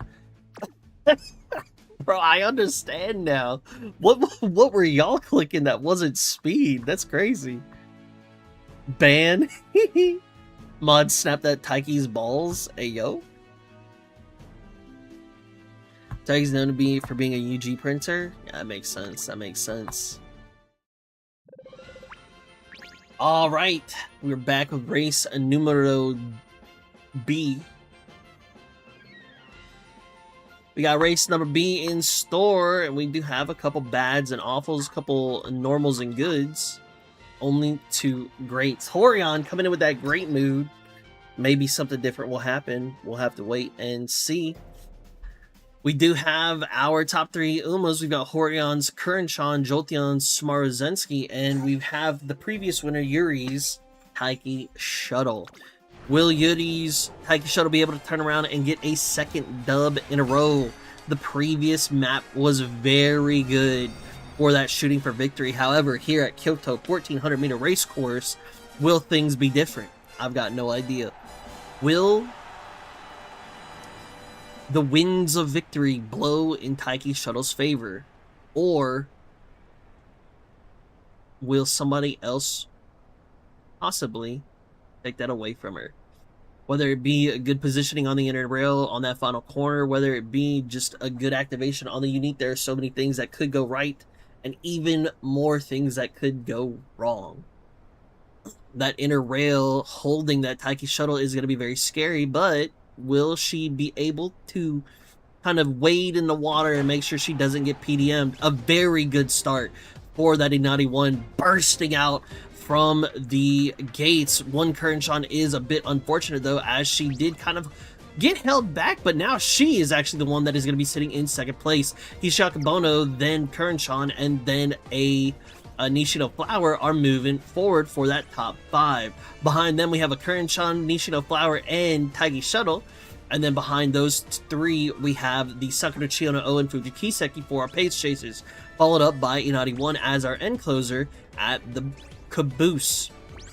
As we're moving forward, though, the Smarzensky is already losing her positioning against the Hishiakabono, but the Akabono does have to take the wide turn. This Summer Marzensky gets to hold on to the inner rail, and she's still pushing forward for right now. As we're heading into the final leg, though, we are going to start seeing more of these Umas juicing forward with their uniques, with their Excel skills. And man, this is a good day. Today is a great day. Hallelujah, praise the Lord. And now we do have the dueling popping off here as we're zooming forward. We have the Smarzensky in 1. She's fighting against so many other people, trying to hold her own. Taiki Shuttle looks boxed in on the inner rail. Now, as we're moving forward, Kuranchan trying her best, but she's not able to do it. Smarzensky says, I'm going to shut this down right now. I'm going to shut her down right now. Don't even worry about it. Second place, I do believe, may have been the Hishiakabono. It may have been a Kuranchan. But the Taiki Shuttle had unfortunate positioning on that inner rail. It was supposed to be a blessing, ended up being a curse. Shaking my head. Okay, here we go, here we go, here we go. What do we have, what do we have, what do we have? Coming in on 5th place, we have my Kuranchan. In 4th, we have Yuri's Taiki Shuttle. In 3rd, we have Caden's Hishiakabono. In 2nd, the cheater. Rice. Nepo Uma. Nepo Uma. What? Could not have picked a better title. Nepo Uma. Too many skills. Crazy. Rice with the 2nd place on the Kuranchan. And then we've got Jolteon Smarzensky coming in at 1st place. Took the lead and never gave it up. GG's. Be back with the 3rd race of Debut Derby. What do we have? We have me. Aiden Rice. Jolteon. Nice. Hecker? What does hecker mean? That sounds so funny. Smaru's too good? Smaru's crazy.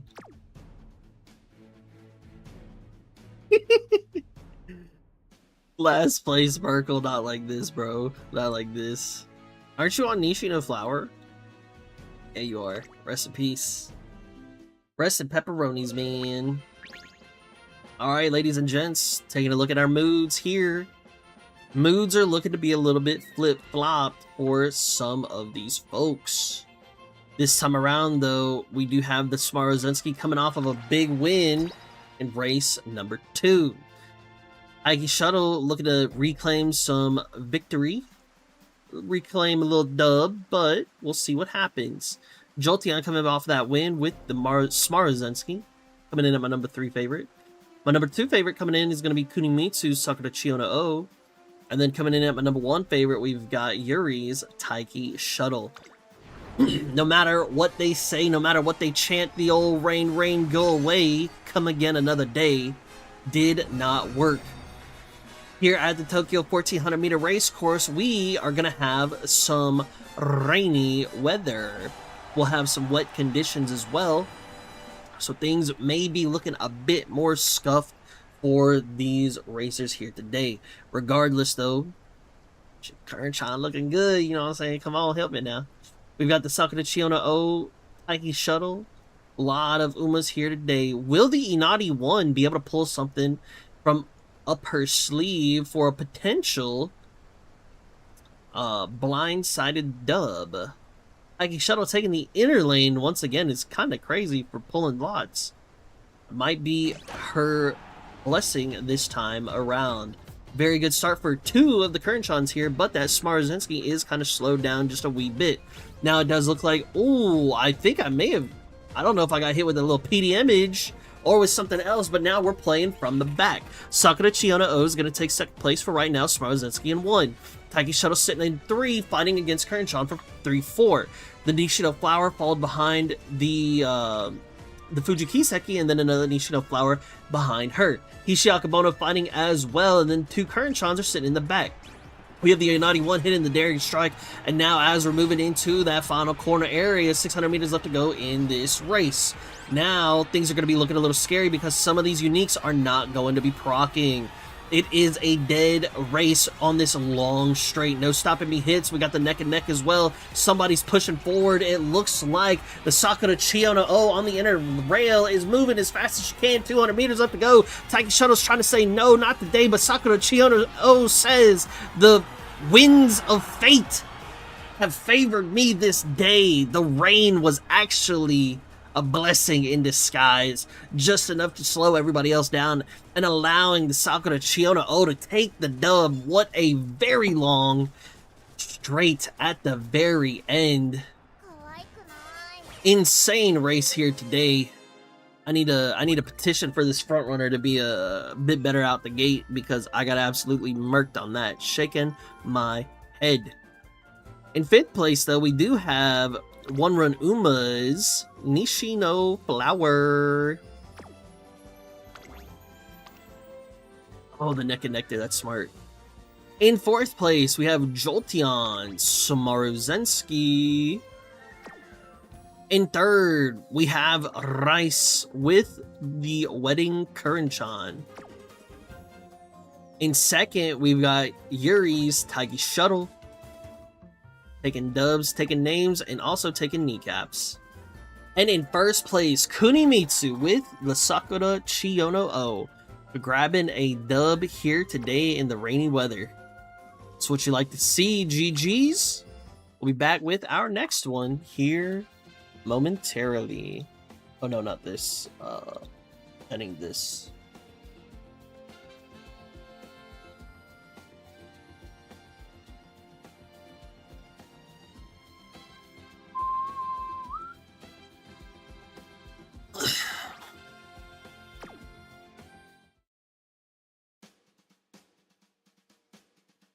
Tokyo Home Stretch with 800 speed.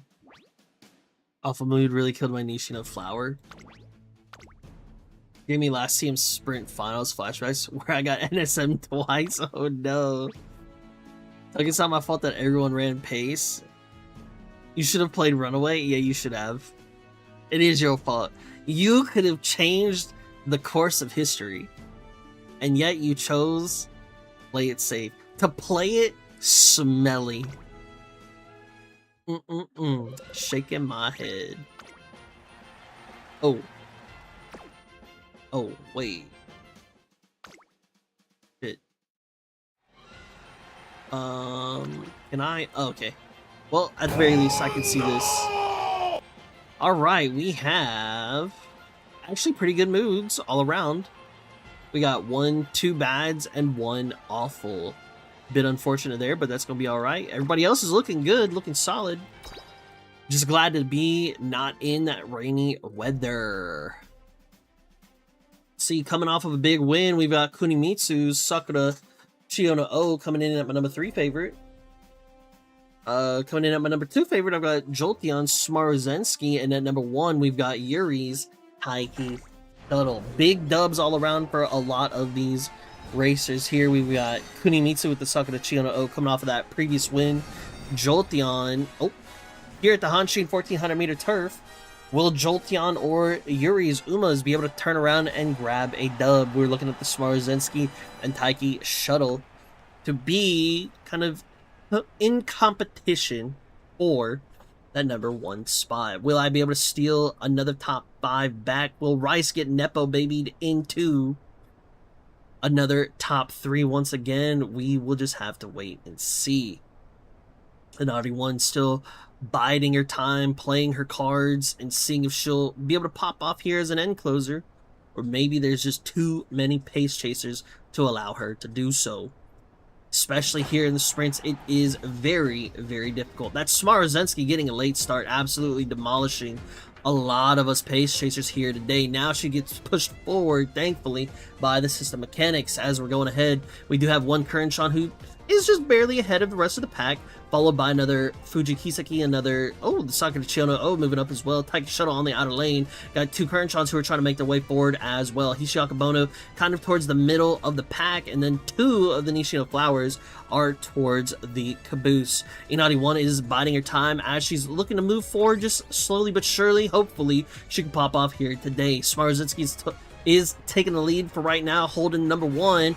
600 meters left to go in the race as we round this final corner. The shooting for victory has great timing for the Taiki Shuttle. Now she's moving forward and now she's popping off. She's going to try to excel towards the front, but she has to fight against the other Kuranshan. 2 Kuranshans that she has to fight against. Smarzensky falling down, 200 meters left to go in the race. Current on the inner rail is trying to push for first place. Taiki Shuttle says, "It's not your time today, partner. It's yippee-ki-yay time." She's going to take first place. Taiki Shuttle. It may have been double Current at 2-3, and then we may have had the Smarzensky kind of weaving her way in there somewhere as well. I know we've got 2 Currents and the Smarzensky for 2-3-4. I just don't know the order. Ooh. It's alright, Current. It's alright. We'll get you there one day. I'm sorry. At 5th, we have the ever slow, the ever infamous Smarzensky from Jolteon. At 4, we've got Cadence Hishiaki Bono.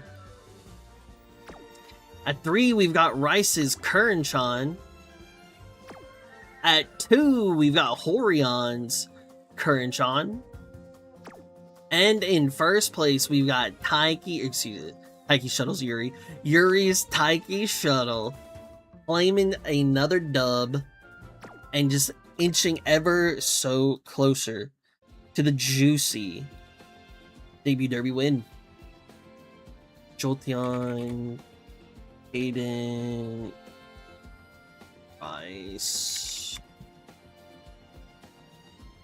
Trying to reclaim the dub for the Twitchers. Yeehaw! I thought about playing Taiki, but I was like, nah, it probably wouldn't be good. This Taiki guy's cheating, bro. Taiki's Yuri? Hey, yo. No comentos. Doto's Tuglow? Nah, that's something I can get behind. In front of, sideways. It don't matter. No matter where you put me, that sounds like a great spot to me. Alright, ladies and gents. This is the last and final race for Debut Derby. Will any YouTubers be able to take a stand and fight against the dominating Taiki Shuttle? Or will Taiki Shuttle take it home for the Twitchers? We do have bad mood on both the Smarzensky and the Taiki Shuttle. Awful mood on Chenny's Fuji Kiseki, and bad mood on Horion's Kuranshan. A lot of stakes are riding on the YouTubers. Will they be able to pop off and get 2 wins in a row, or are we going to be flip-flopping once again? Coming in at my number 3 favorite, I have Kunimitsu's Sakura Chiona O. At 2, I've got Yuri's Taiki Shuttle. And at 1, finally, better late than never, we've got the Stuns Inari 1 coming in at my number 1 favorite. Now it is raining once again. Will we turn around and have a repeat of the Sakura Chiona O getting that rainy buff? Or will somebody else step up to the plate? Chukyo 1200 meter turf. This is the place to be for our Umas. This is the debut derbies finale Friday, where we all chose our own Umas. So many Pacers were chosen here today.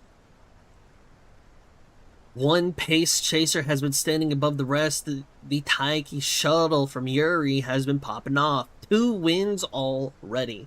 A third would solidify it 100% for the Twitchers win, but with this heavy downpour, things are going to be looking scary.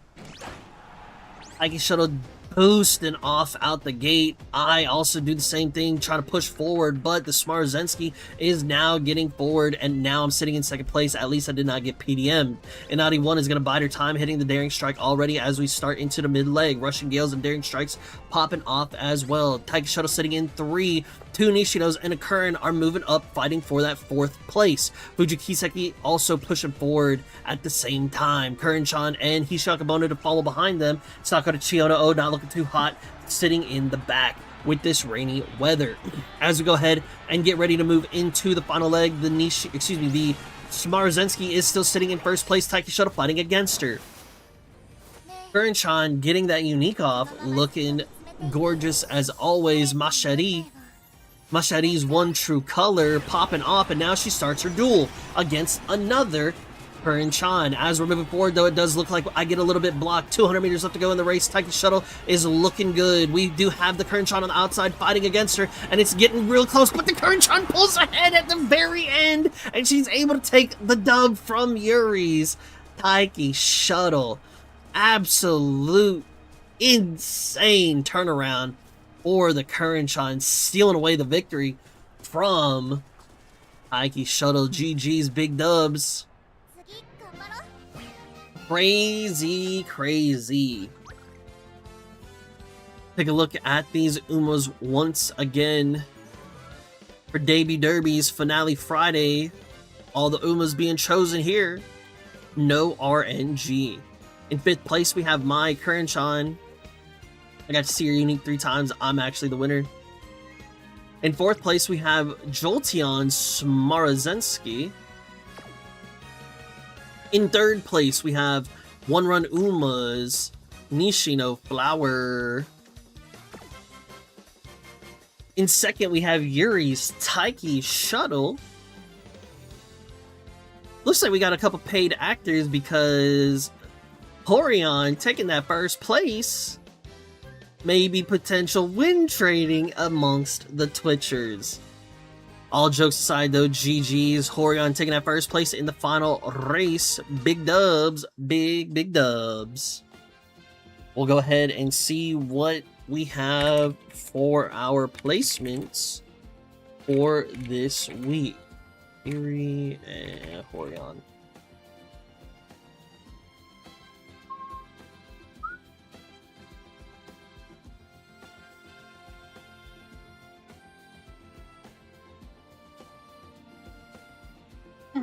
Alright, let's see.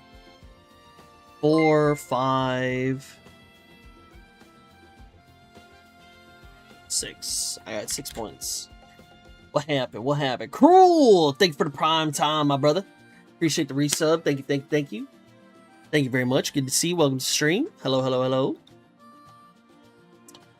Rice. 4, 7, 10.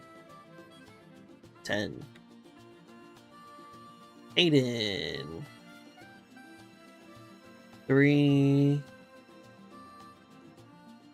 5, 5. Penny.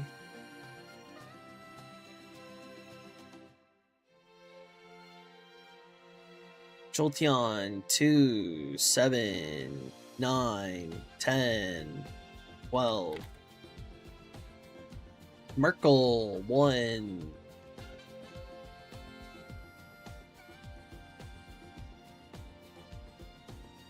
One run Uma, 3, 4, 7. The stun.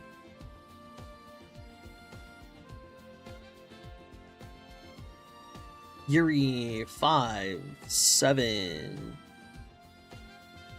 11, 16, 20 points. Holy shit. Kunimitsu.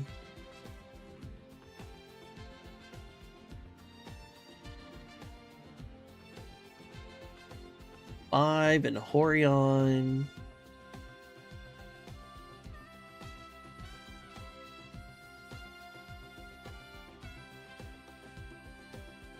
Fort 9. Wow. Slid in with some points at the end. Have 20. 12. And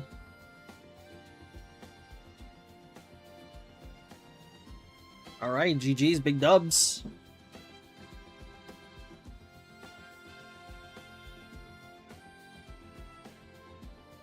Fifth place, we have One Run Uma representing the YouTubers with 7. Horion representing Twitchers with 9. Rice coming in with 10 for the YouTubers. Jolteon coming in with 20 for the YouTubers. Not even close. By a whopping 8 points. Yuri popping off for the Twitchers with 20. Taking that dub back, saying, hey, y'all not allowed to have this one. Big dubs, big dubs. GG's, GG's, GG's.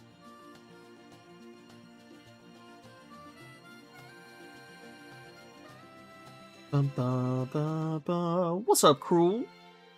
What do you think of Google's new logos and icons, by the way? It has an AI vibe whenever I see them. I haven't really seen any of them, so I don't know what they look like. Top 5 race without another front. Imagine if there was another. Nepo Uma bronze collecting. Yo, that's crazy. Actually crazy. Why couldn't Yotes be here to force a front when I needed him? Because he was actually securing the win for the Twitchers, that's why. That is why. GG's, Yuri, GG's. Big dubs. Big dubberooskies. Next time I'll play front for next month. Good luck. Top left is the new sheet icon. What the fuck does this even mean? It looks like somebody tripped and fell. Or tripped and fell. And then they just ended with that. Sorry, can I make it tonight? Work gave me a proper headache. No worries. What's up, Artie Gamer? Good to see you, man. No worries at all. No worries at all. Shabba-dabba-doo. What's up, Tito? Good to see you. The new Excel logo looks like someone is dead on the ground. Let's see. New Google logos.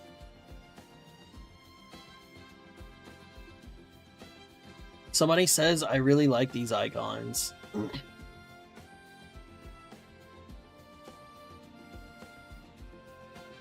Bro, these look like shit.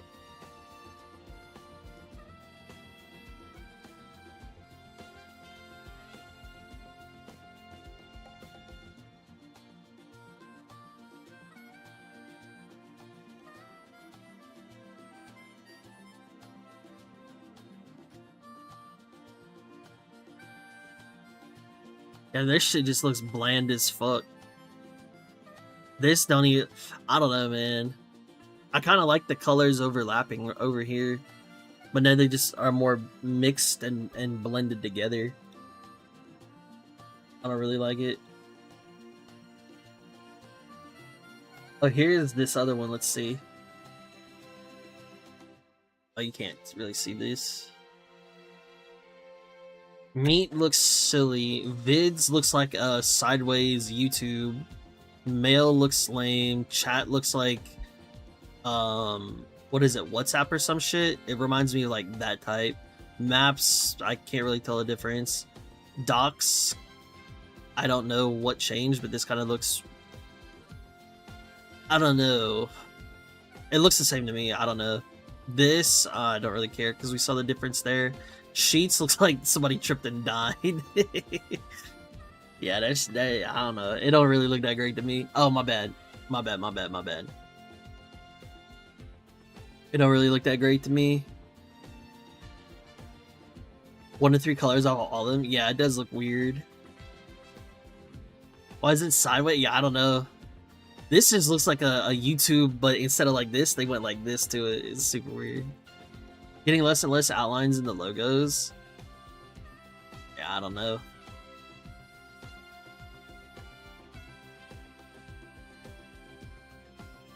I guess you could say everything's getting less straight.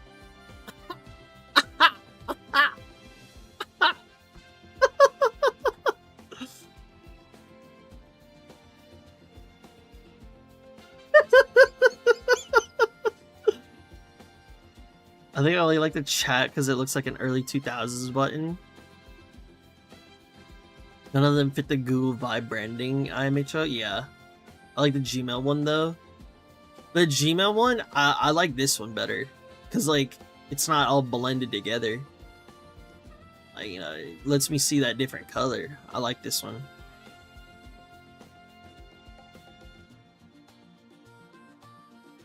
Mix of the old ones and the new ones. We're gonna keep bringing front-coated decks on Bring Your Own Uma Day until I get the distance I can properly run Palmer on. Could you not run Palmer on this one?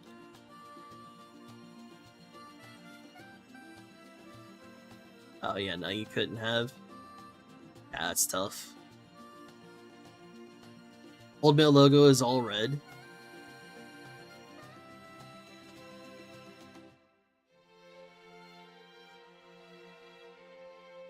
All red? Wait, what do you mean? It's blue here, red here, orange here, yellow here, green here.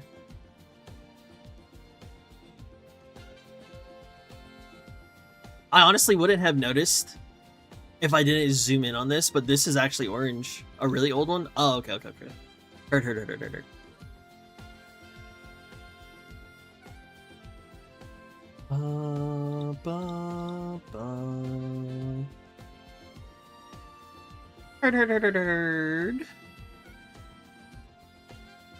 Yeah. These are super whack. I'm not gonna lie. Like this one, I don't know, man. The Google Meet one, they could have kept this. This one looks lame as fuck. Honestly, it looks like a duck who fell over, and these are his little legs. Or like this is the duck's eye, but then his like mouth is over here, so he's quacking and he looks really weird. This, instead of opening the folder this way, they looked like they did it this way, and then they called it a calendar. I don't know, this one just looks weird. Google making odd-ass corporate decisions that make no sense. I'm not even risking Palmer on Miles because B is Omega Cope. I mean, in Debut Derby, you could just have more... You could just have more speed and then take the 10% hit and then end up around the same. But, like, I get what you mean. Oh shit, the event ended. Oh. Man, y'all remember the day where you had to fucking do this shit one by one?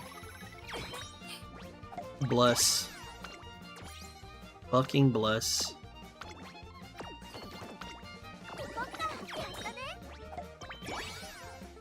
The days of bingoing this shit one by one, oh my god.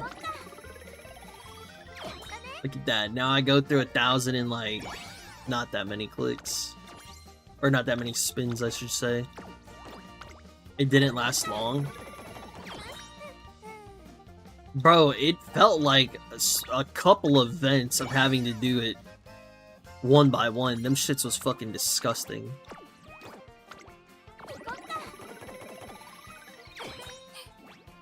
A forced front on Taiki Miles before risking Palmer. Or you should do it, just have hella sprints or hella miles, get it to mile S with off of inspo, and then just get super lucky, RNG it, and then win with Palmer. I'd spend like 3 days opening Bandoti boxes like that. Hey bruv, just because yo pain is normalized in a different game doesn't mean that I want it normalized in my game. I do not need to share your pain. I need to share my quality of life with you. I don't need to share your pain. Very, very big difference. Where's Rudolph? Yo, low key, I've started doing completionist for her. For Rudolph. And then I'm also doing her what's it called?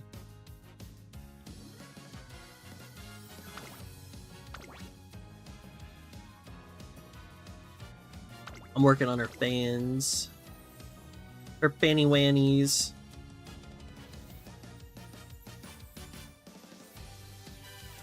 Brrr.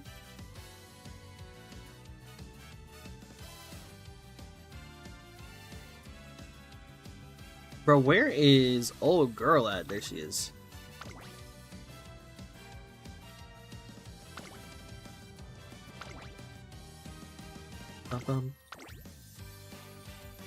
I just need to start this run.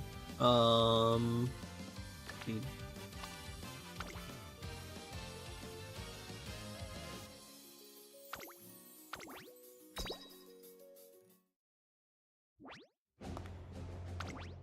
saw another person with Doto completionist. What the heck? Wow. What the heck? I thought I was cool having the only Doto completionist. I guess not. I still gotta get Rise completionist. I just spent all my time on parent runs. Clown? No, that doesn't make you a clown. Honestly, I don't have anything ready for CM. But I'll say this, like, doing the completionist and stuff is way more fun for me nowadays. I actually, like, really enjoy it. It's not hard by any means, it's not, but I do have fun with it. Like, I was gonna do Ogani Cap to completionist into 100 mil, but then I was like, man, I was like, do I really want to see Ogani Cap there?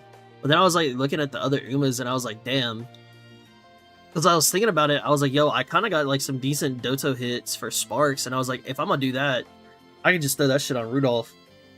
I could also throw it on Ogani, but I'll probably do more Ogani ace runs than I would, like, you know, OG Ogani runs.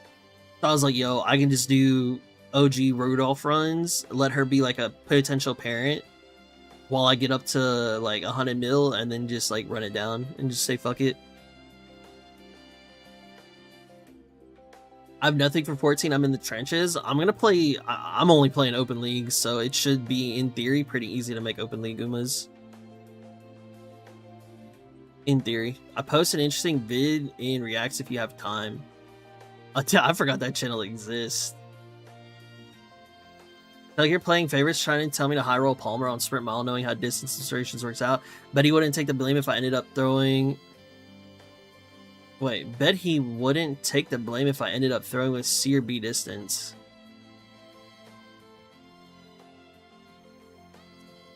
It's you wanting to play your favorite Uma and living with the consequences of it. So why would I need to take the blame?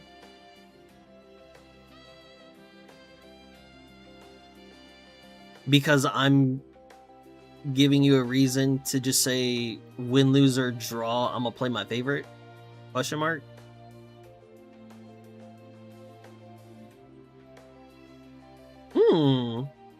I would have ran C sprint grass because I would rather see her run than not run. Fair point. Just have a favorite in all four distances. Silly? Wow.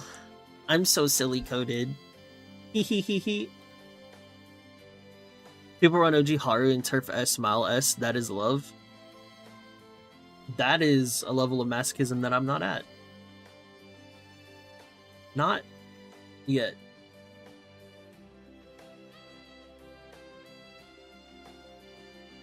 Do, do, do, do, do, do, do.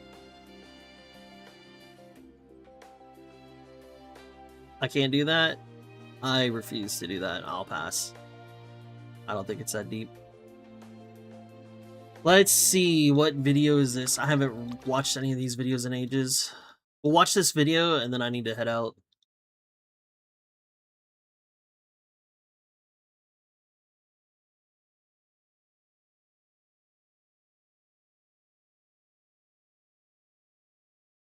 What is this? For many years now with the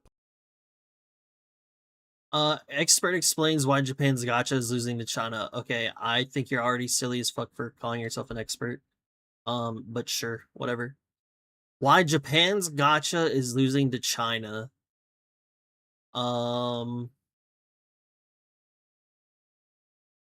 Japan's gacha. So if I'm thinking Japan, I'm thinking like old school gacha. So like FGO or like Grand Blue, like some shit like that versus shit like I don't know, maybe Hoyo, maybe like the 3D models that are like more in like gaming wise. I don't fucking know.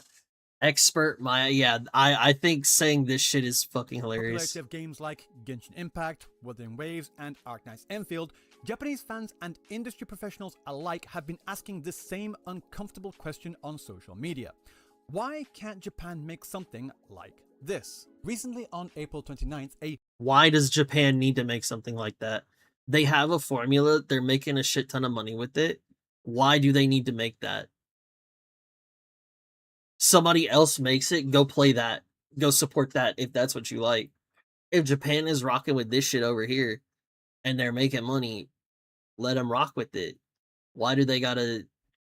Who fucking cares? brand new gacha game dropped globally. With its anime-style characters, modern open-world city that looks a whole lot like Japan, filled with real-life locations, maid cafes, and other popular anime references, it looked exactly like the kind of game that Japanese studios have been dreaming about making for years. But it wasn't made in Japan. It was made in China. And now, once again, there's a new round of Japanese fans asking, why can't Japan make something like this? Okay, I'm just gonna be real with you. I don't understand the reasoning for the question of why can't Japan make something like this. That doesn't... I don't understand why that matters. Secondly, what are the factors that we're like saying why one is better? Like, why is one winning and why is one losing? Like, what are the determining factors for winning and losing? So I mean, if they don't go over this, like... This is Yasutaka Ikeda. He's a game designer, producer, and marketer that has been in the industry for over 26 years and worked on more than 100 titles. He now works freelance under the consulting firm Studio Delta and often writes articles talking about the game industry in Japan as an industry insider, and one of his recent articles attempts to answer that very question. It sounds simple at first, but the real answer goes back over 20 years, touching on all manner of things such as government policy, investment philosophy, development culture, and a very costly series of choices. So in this video, I want to go through his article to show you his thoughts, opinions, and conclusions on what Japan should do to answer that question. With that being said, my name is Nuku Sensei, and this is why Japan can't make its own open world anime game. Because they don't need one? Before we answer the question, we have to understand the backstory behind NTE, the game that was the reason for this article. It's important to know because it's a perfect example and case study of why these Chinese developers are succeeding, whereas Japanese companies fall behind. NTE was developed by Hotta Studio, which was founded in 2018 in Suzhou City, China, as a strategic subsidiary of Perfect World Games. They are a relatively young studio, but ever since day one, they were not messing around. Their first project was Tower of Fantasy, another anime-style open-world RPG built on Unreal Engine, which That was should launched die. globally in August 2022. Now, you might remember Tower of Fantasy. It had, or rather has, a kind of a rough reputation in the gacha community. At first, it was thought to be the Genshin killer, but now people only say that as an Everything ironic wants to joke. be a Genshin The killer. thing is, though, and Just this like every MMO actually wants to be a shocked WoW me, killer. I didn't think Tower of Fantasy was doing all that well, but the numbers tell a very different story. On iOS alone, it hit #1 in nearly 40 countries right after launch, including the US, Japan, South Korea, and Canada. And within just 5 days of release, Japan made up 59% of total revenue, more than double the second place US. Spending per download in Japan was 4 times higher than the US, so Japan absolutely went all in. But of course, that was at launch. These kinds of impressive figures should be expected. It was in the following months that it seemed like players left Tower Fantasy in droves, but it turns out that according to official reports from 2022 through to early 2025, Tower Fantasy is estimated to have brought in around $800 million globally. Against development costs of roughly $7 to $8 million, that's a return on investment of over 100 times. Now, I don't know about you, but I could not believe that. And it seems like they didn't just pocket that money either. They used it to fund NTE. Here's the part that's really smart though. Even as of early 2025, Tower Fantasy still represents 15 to 25% of Perfect World's total game revenue. It keeps earning while Hotta simultaneously builds their next thing. This earn on one thing while building the next model, it's basically the playbook that many of these live service companies abide by, and it seems to be working. Crucially though, a lot of what Hotta Studio learned through building Tower Fantasy went directly into NTE, specifically the Mirovia area introduced in version 2.0. That heavy neon glow with the cyberpunk urban zone is considered to be the prototype that eventually evolved into NTE's entire aesthetic and design. Yeah, I feel like a lot of this is like I've not played NTE, but I've seen like Baguette and I've seen a couple other people play it or stream it for me in Discord. And like this city, I definitely agree with that. Kind of makes a lot of open world. Open world is popular. Japan makes more games that are easier to pick up and put down, and I wouldn't consider Genshin, Lads, etc. easy to pick up or put down. Heard. I don't think it's a debate of China versus Japan is more related with how much new gacha games nowadays have to spend a fuck ton on marketing and dev money to fight against existing Hoyo cartel. I lived. Welcome back, Yotes. Glad to hear you lived. Genshin was also insanely huge during before lockdown. NT is an example where they spend a lot of money on dev marketing. Here, JPC and CEN, even before the game came out, to try to get into the market and get existing gacha players to play a newer game. A lot of Chinese companies and nearly all Japanese companies don't have that kind of funding or time. Fair. What's up, bro, Gooey? This game is having a Porsche collab soon. Must get car over the hose. It's there are way too many worlds to save problem where it's incredibly hard for newer games to convince existing players to get into their live service games. Enfield is a great example. Oh, that's so real. That's so real. That's so real. Language. In short, NTE didn't come out of nowhere, nor was it chasing trends. It was built on years of careful, deliberate investment and iteration. And this actually goes all the way back to their parent company, Perfect World Games. That's founder, fair, yeah. Xu Yufeng, established an educational software company back in 1996, then founded Perfect World in 2004. And in 2006, they released a 3D MMORPG called Perfect World, which, for its time, was genuinely astonishing. A seamless, massive open map, a flight system where you could freely soar through the sky. Wow. Creation with over 100 adjustable parameters. Even Japanese players at the time were stunned. People were saying an unbelievably high-quality MMO just came out of China. And the mindset behind it? 2 things stand out. First is global ambition from day one. Perfect World didn't sit still in the Chinese market. They rapidly expanded to Japan, Taiwan, Southeast Asia, and listed on the US Nasdaq in 2007. They were always thinking internationally from the very start. And the second is technological ambition at scale. Even back then, they were committed to building things that pushed beyond what was considered normal. That same energy, 20 years later, is running on Unreal Engine 5 and is what produced NTE. So when people say China just copied anime aesthetics from Japan, that is a massive oversimplification. Perfect World has been building vast online worlds for 2 decades. NTE is just the culmination of that journey. A bit of a side note, I did a bit of digging on Perfect World as a company, and did you know they're also a movie production company? Yeah, me neither. I took a look through their roster, and it seems that they often work with Universal Pictures on movies like Jason Bourne, Glass, Us, and The Northman, among many, many others. I've It never seems that seen they're also any of the those. official partners for Valve on Dota 2 and Counter-Strike 2 events in Shanghai. Crazy stuff. But getting back to how China built up this kind of online gaming culture, here's where history gets really interesting and kind of wild. From 2000 to 2015, China had an official ban on home gaming consoles, meaning PlayStation, Xbox, and Nintendo. All of it was banned. The government's stated reason for this was protecting youth from negative influences, but in practice, many analysts also see it as a barrier against foreign companies like Sony and Microsoft dominating the market after China's entry into the World Trade Organization back in 2001. The result? Chinese gamers didn't grow up with consoles. They grew up in internet cafes called Wangba, playing online PC games, and that changed everything. In China, the idea that a game is an ongoing, continuously updated service became the default assumption. And because piracy was rampant in that environment, studios had to get creative, which is how the free-to-play plus microtransaction model got refined to an absolute science in China, years before it caught on in the West. Meanwhile, in Japan, gaming culture evolved from the Famicom era. Boxed, complete, self-contained experiences.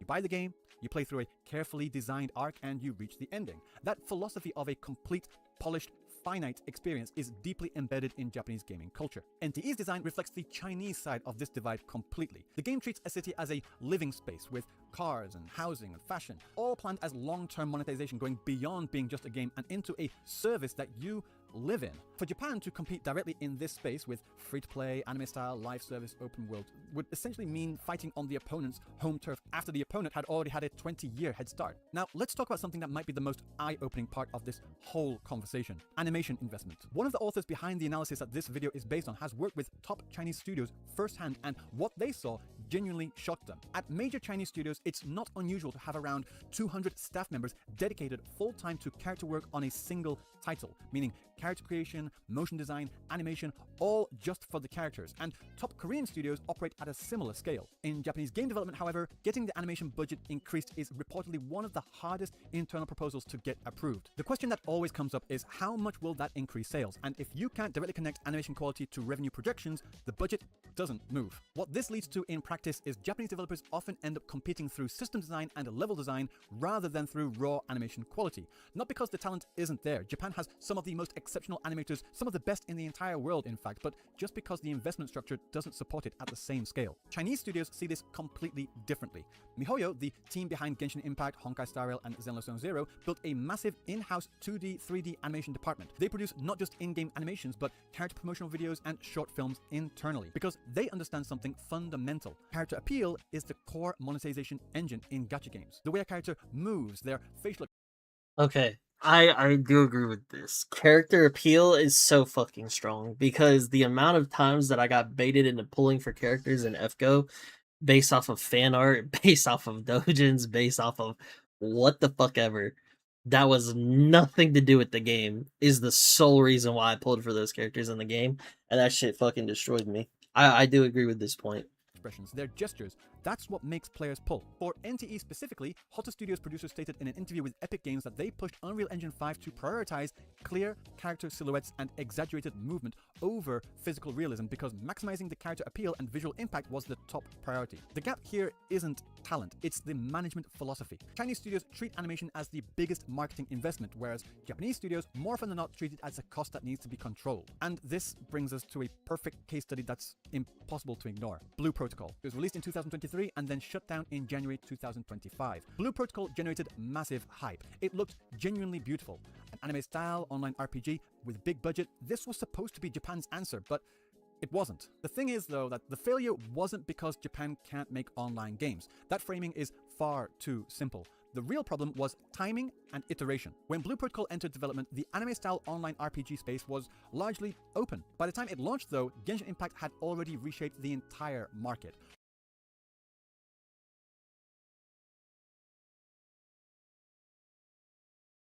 Control. And this brings us to a perfect case study that's impossible to ignore: Blue Protocol. It was released in 2023 and then shut down in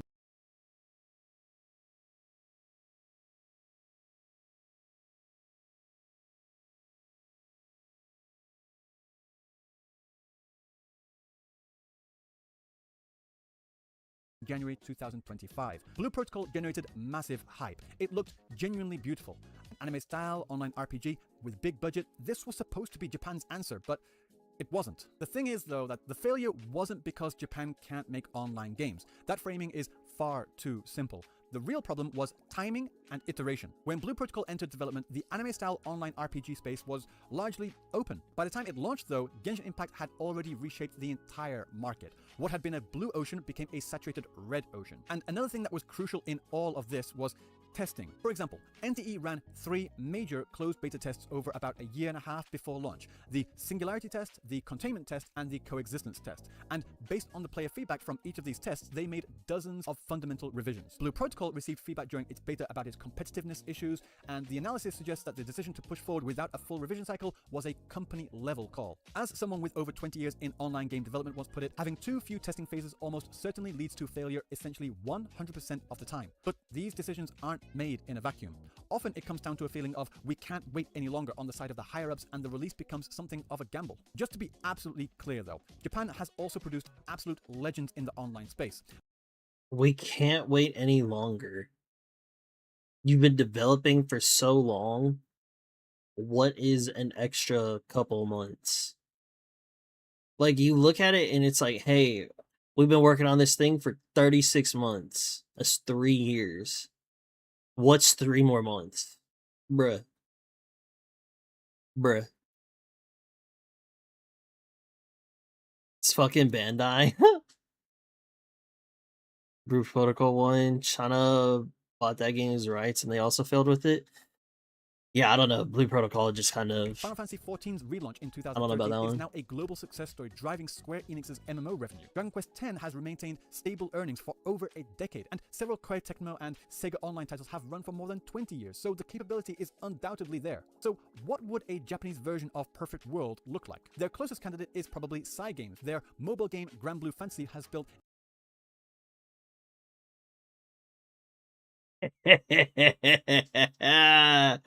Grand Blue fucking Fed, the grandfather. Jesus, man. All roads lead to Cygames. Can't ever enormous escape revenue as them. one of the grandfathers of gacha that established the genre and is a powerful IP which they then reinvested boldly. The action RPG Grand Blue Fantasy Relink released in 2024 and achieved over 2 million copies sold with uncompromising quality after many years. It's actually funny that he brings this up, and then I think back to the point that he made earlier with the philosophy bullshit, where he's like, Japan will package a game completely, sell it to you. It's your job to like play through it, experience it, and then like that's your full thing. Like that's your complete experience versus like live service games. When Relink came out, literally everybody was like, make this live service, make this live service, make it live service. And like all they ever said was, we're gonna have 3 updates. That's it. By the time the 3rd update came, I remember the live stream for it. They had a live stream. They were gonna say like, yo, we're gonna have this 3rd update. This is what's gonna be in it. Everybody was like, yo, they are going to announce they're gonna do live service, right? They didn't, and then it immediately died. Well, died in the sense of like people moved on, and it's just like, damn. But now they came back with Endless Ragnarok dropping what, July 9th. So, you know, they're making a comeback, but if I don't know, it kind of depends. If they make it live service, I think that this would be the game to like do it. But I don't know. Uma Musume is one of the biggest mobile success stories in Japan's history.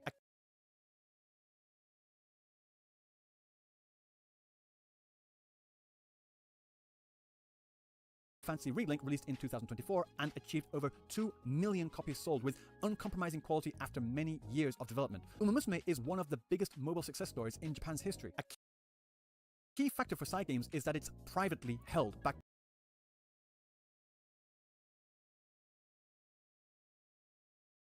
I don't agree with that statement. By cyber agents, meaning they can resist the short-term pressure from public shareholders and commit to a multi-year project. They generate revenue through mobile live service games, then pour that capital into world-class console and PC experiences. It's as close to the earn while cultivating the next model as Japan has managed so far. When you zoom out globally though, there are essentially I think he meant that China's managed so far.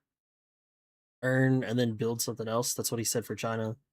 Three winning strategies in the current game market. There's the Chinese approach, which is resource intensive and omnidirectional. Invest massively in animation graphics, world building, minigames, and city design, and then use that capital and manpower to out-quality everyone else in the live service space. The Japanese approach, which relies on accumulated decades of game design experience, such as From Software, Nintendo, Capcom, Koei, Konami, Sega. These companies are globally respected because of a deep, consistent craft built over generations. That cultural depth isn't something you can replicate quickly. And then there's a third one, which I haven't really touched on so far, and that is the Swedish approach. Sweden's approach is of focused breakthroughs. Sweden is a country of 10 million people that punches dramatically above its weight on Steam. Studios that don't rely on massive capital, but instead take a single powerful core concept and execute it precisely. Minecraft, Candy Crush Saga, Battlefield, Helldivers 2, It Takes Two, and Valheim. Sweden is rising as a global superpower in the gaming landscape. Sure, So, I didn't know back that. to the original question. Why can't Japan make its own anime-style open-world RPG? The honest answer is it's not just one singular thing or reason. It's the accumulation of decades of choices, all culminating together, such as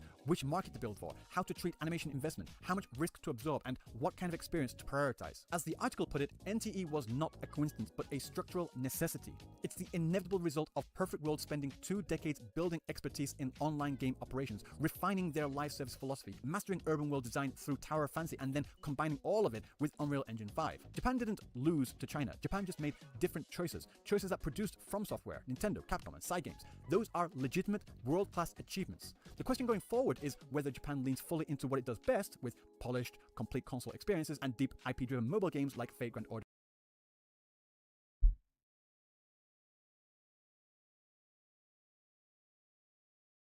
anime-style open-world RPG. The honest answer is it's not just one singular thing or reason. It's the accumulation of decades of choices, all culminating together, such as which market to build for, how to treat animation investment, how much risk to absorb, and what kind of experience to prioritize. As the article put it, NTE was not a coincidence, but a structural necessity. It's the inevitable result of Perfect World spending 2 decades building expertise in online game operations, refining their live service philosophy, mastering urban world design through Tower of Fantasy, and then combining all of it with Unreal Engine 5. Japan didn't lose to China. Japan just made different choices. Maybe I'm just being anal, but like, you say they didn't lose, but your title says they are losing. I don't know. Choices that produced From Software, Nintendo, Capcom, and Cygames. Those are legitimate, world-class achievements. The question going forward is whether Japan leans fully into what it does best with polished, complete console experiences and deep IP-driven mobile games like Fate Grand Order and Dragon Ball Z Dokkan Battle, or does it try to fight directly in a space that China has been building towards for 2 decades? For what it's worth, both paths can work. What matters is whether you fully commit and having leadership with the vision and authority to see large-scale projects through to the end. NTE is a statement by Hotter Studio and Perfect World. It's the inevitable result of everything that they have been building towards since is a statement by Hotter Studio Oh, they're painted. and Perfect World. It's the inevitable result of everything that they have been building towards since 2005. And honestly, whether you're a fan or a developer, it's worth paying attention. I'll leave the final concluding statement directly from the article.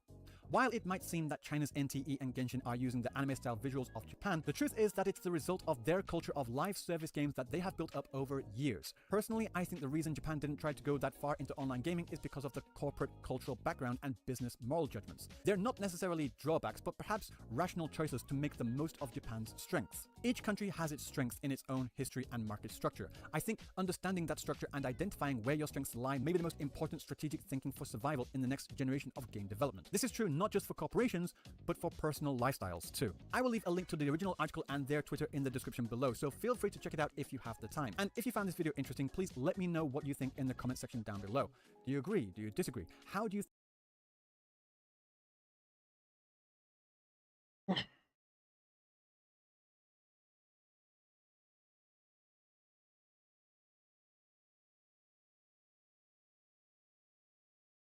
Investors and most average players don't want to deal with a delay. Players complain either way. The higher ups in charge don't want to spend more money. That's fair. It's all been downhill from there. Shadow does put this precedent that he's looking at Japanese games with a negative light. Also, the way he's phrased a lot of things. Just in case you're confused, the expert here is the one who wrote the article. He's talking about it in that article, is talking why Japan is quote unquote losing. Blood peer reviewed his own article. He peer reviewed this Japanese dude. Yasu Yas Yasutaka Ikeda. This guy. This is the article in which we just watched a video about. Which watching the video for me as a slow reader is probably faster, especially because I put it on 1.25 speed. Um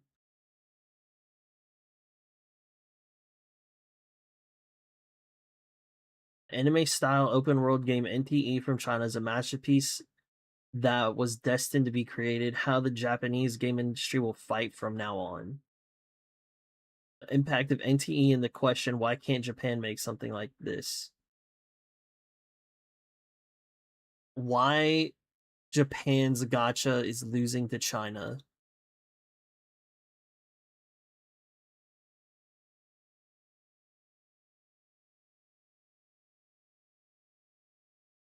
I think I would have rather read this.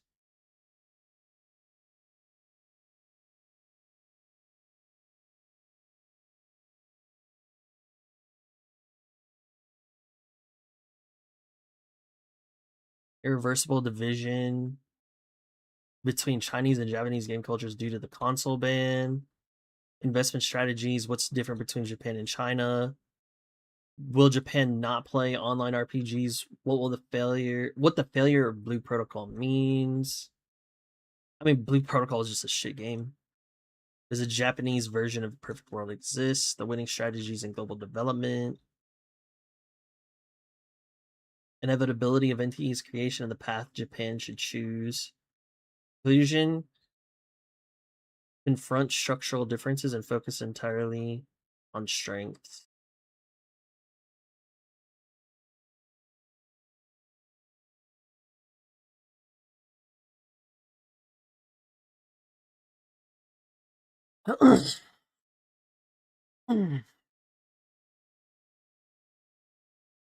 They're trying to argue everything must be live service, so line on graph will go up. Okay. Here okay, first the I do agree kind of with Yuri about the way that this dude phrased his shit versus what the article actually, at least from a Google Translate perspective, is saying. I feel like are two different videos and two different like interpretations. Except the source material actually does a better job of like. I feel like the video was better made to be like kind of clickbaity. It's like, oh no, Japan's losing. Why? Like, okay. And then secondly, like, obviously I didn't fucking read this because I just got a summary on it, but I feel like the summary did it a disservice. Um, yeah, I don't know, man. Initially, what's my take of the video? I mean, it led me to a better article that would make more sense. But I mean, all my questions were already in the beginning. Why does Japan need to make games the way that NTE is made, right? I don't think they need to. They have a proven thing that works, like it was said in the video. They make complete games and then they fucking ship them. China makes live service games and then you commit to those for a very long time. Versus like you're committing to like an IP, you're committing to a company, you're committing to a series, right? So you could be like what is it, Dragon Quest, Dragon Tail, whatever. Like maybe that's the one that you stick to. Cool, fuck it, whatever. Whereas like, oh, I'm gonna just play this one game and it's just gonna be live service the entire way through. I'm gonna play, which technically, let's just say you played like Dragon Quest or Dragon Tail, whatever it's called, and let's just say that there are 10 of those games. Let's just say they're at 600 or $60 a pop. So then we'll just say it's $600. Okay, $600 you could probably spend on trying to max out one character in a live service gacha game. It's $400 to get a Spark and Uma. That's not really worth. So I mean, I don't understand what the fucking point of the video is. I think this article it frames it better. How will they fight moving forward? Because NTE is a very good game. What are they gonna do compared to like, oh yeah, Japan's losing, but Japan's not. They're making hella fucking money, and they have established IPs and games. So how are they losing? Like they're, I don't know. Like, and then literally, if anybody's winning, it's the gamers because now you can choose like, hey, I can either play this NTE game free to play, and let's just call it a GTA anime or GTA 6 anime version. I can play this, and then whenever GTA 6 comes out, or whenever my favorite other game comes out, I can play this shit free to play, which will stick with me for a long fucking time. And then whatever game that I really like, let's just say Dragon Quest or Dragon Tail, whatever it's called, whatever the new one of this comes out, I can go spend $60, play that, and then guess what? I can go play this. Like you're just literally winning. Like I don't know. It, it's fucking I don't understand it. Maybe I feel like my cop out answer is maybe I'm not the target audience for this type of media because at the end of the day, like uh, I don't fucking I don't know. Not that big a deal to me. I don't think it's that super like I don't think it's that deep.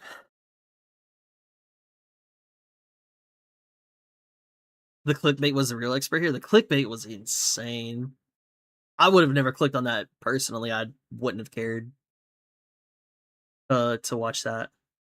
Like if I'm scrolling in my own YouTube algorithm, I will see that and just scroll past it. I don't care about that kind of video.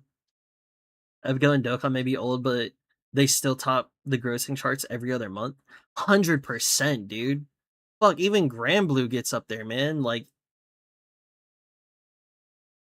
I don't know. And like that's my thing. Like we focus on Japan's gotcha is losing to China, but like look at the fucking charts, look at the money. Like, I don't know if I completely agree with that. I don't know that the video was. I don't really like the video.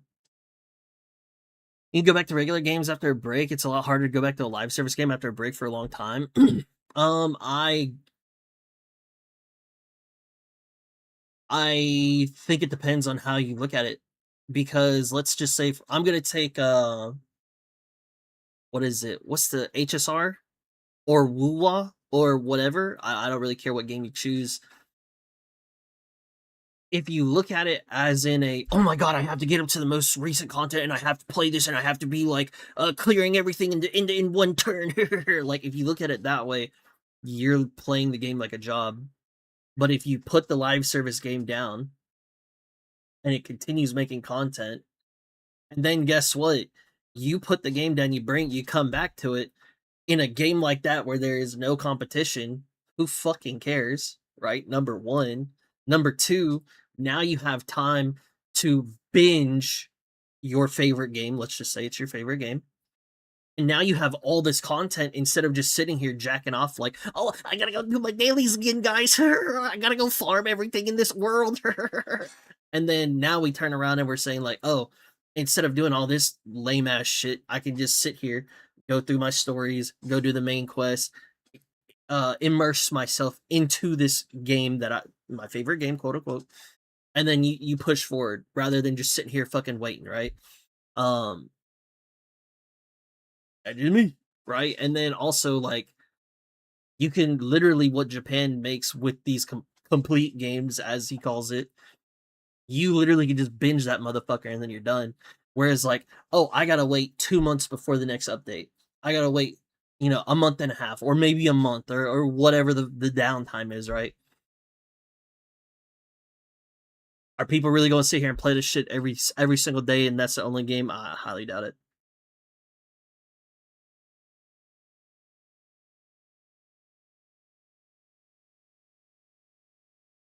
We really about to get the NTE plus Ananta plus GTA 6 in a year? What's up, Project Video? Welcome to the stream. Oh, it's your first time here. Nice to meet you, man. NTE is GTA, but in anime and sort of gotcha too. Yeah, it's literally GTA anime. NTE's been pretty good as a side game to main gotchas. Dailies take less than 2 minutes to complete, and I don't even do the dailies. I log in on weekends when I have time to drive around and have fun. Exactly, literally. That's literally what I played this one Transformers game on like the PlayStation 2 back when I was younger.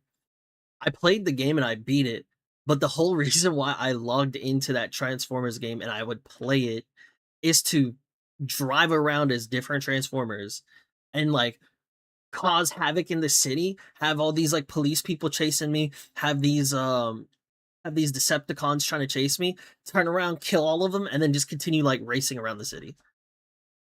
I don't know.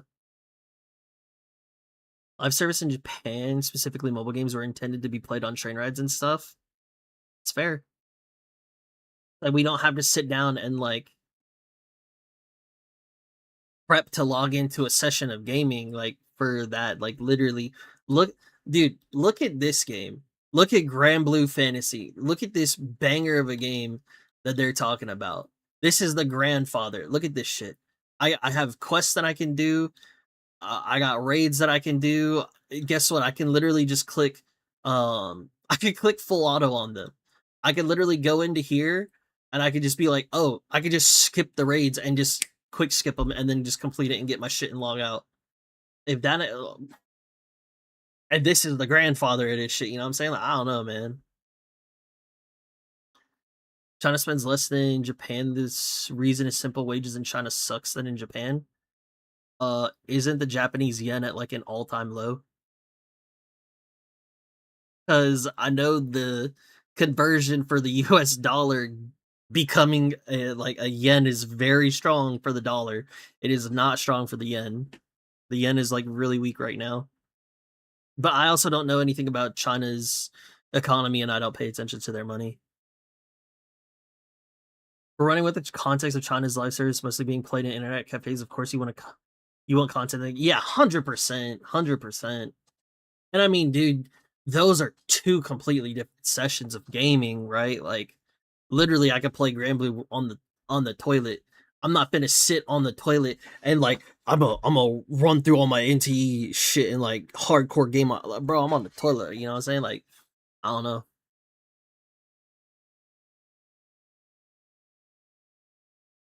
Griff, if the live games didn't try their best to keep people in their games for hours daily, but in their current state, it's super toxic.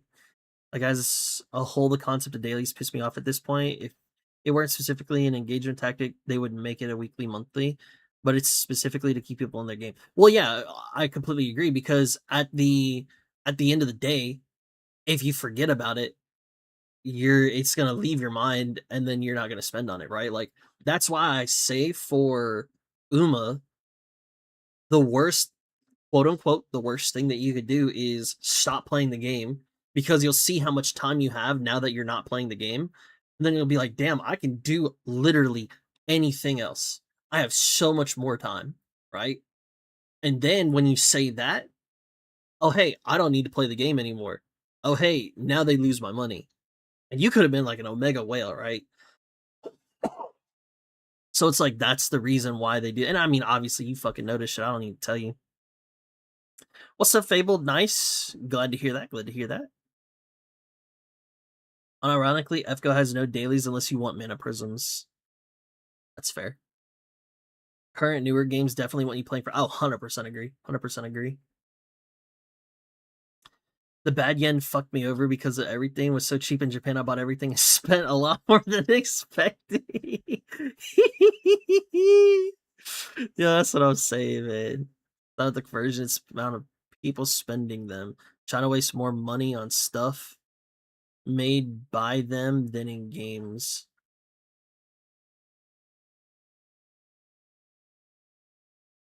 Japan wastes money like it's nothing.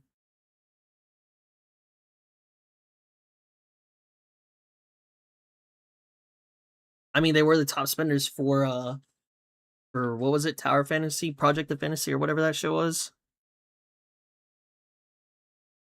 Which just like make a better game if that's an issue. I don't give a fuck. I legit haven't played Enfield since first patch because the daily stuff annoyed me. That's enough to annoy me at this point. There you go. I'm going to bed, fuck you, Yotes.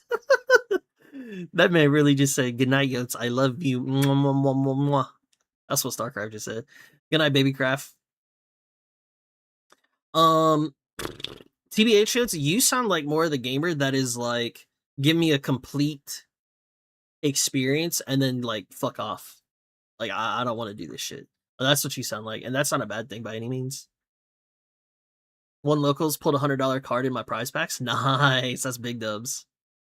If you like driving sims, the NT driving sims really smooth with a controller. They also support wheels, which is super surprising for a gacha. That is crazy. I did not know that. That is actually insane. I do like driving games. I have I have American Truck Simulator and I have European Truck Simulator. American Truck Simulator is better for different reasons, which I can go into, but TLDR, whenever I turn in American Truck Simulator, my trailer doesn't fucking flip over.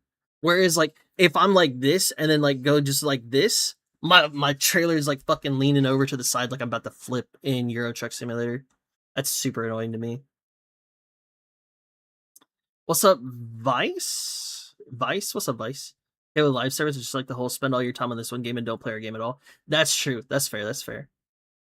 But see, that's the type of mentality that, according to the video, right? According to the video, that that this shit is like. America, fuck yeah! Can you shoot people in American Truck Simulator? Is that why it's better? No, my reason for it is actually like kind of lame, and it's really with around the driving. Oh no! Please, for the love of God, if you want to play a driving game, just buy Forza and don't play NTE. That's fair. Well, that's why I want to see you play the game so I can see like the new Forza game. But I mean, also honestly, like the games that I have on my plate right now are just a little too much. Push a couple updates on lads that makes it hard to do any combat on my phone, so I haven't been playing as much. Missing the dailies hits me. Yo, hey. I may have said, I almost said some crazy shit. I almost said some crazy shit. I'm gonna hold that one though. I dropped NTE. Yo, what's up, Jitto? Why'd you drop NTE? My point with live service games versus regular ones is that regular game will stay where it is. Live service games constantly update. A lot of newer ones push limited characters cards for FOMO.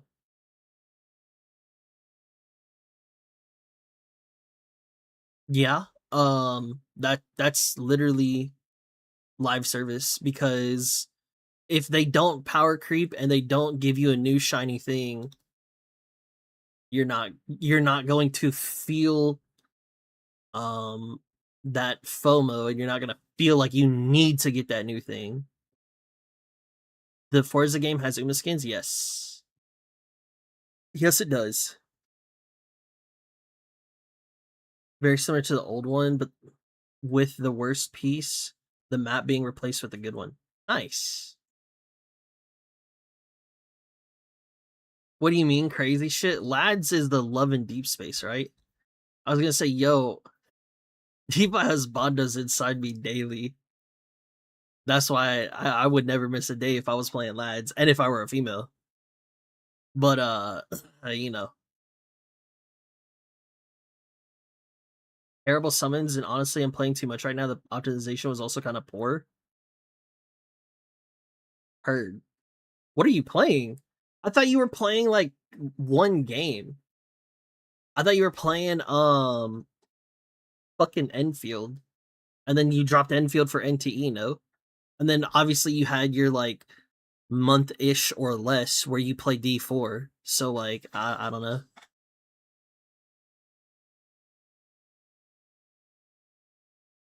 Characters have unique dialogue for that. It's a good period. Hey, I'm just saying, you got a good period tracker. You got hot ass dudes on there. I would use it. I would play that game if I were female and I had a period. I'm not mad at that. Like this to me is what I don't understand, right? I think the people who did lads are fucking genius because every game in their grandmama is targeted at the male and like waifus, big titties, da da da da da. Not mad at it. But if I'm trying to make money, how do I differentiate myself?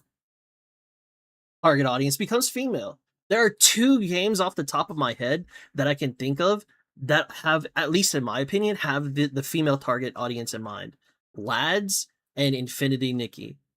Those are the only two games that I could think of that I would look at that game and be like, that's more probably for a female to play than it is for a guy. Those are the only two games. Every other game I could be like, oh yeah, Woo-Wah, NTE, fucking Hoyo. What name a game, I guarantee you there's big titties in there. Male target audience. Like those two games to me are Infinity Nikki shot themselves in the head and they're trying to revive themselves, I would assume. But like those two games I think are just absolutely genius from a business perspective. It's insane how much money their fan base has. Yeah, I agree. I agree. Gary, what's up? Yo, Gary, thank you for the resub, man. Appreciate that. Hey, bullets, let's go.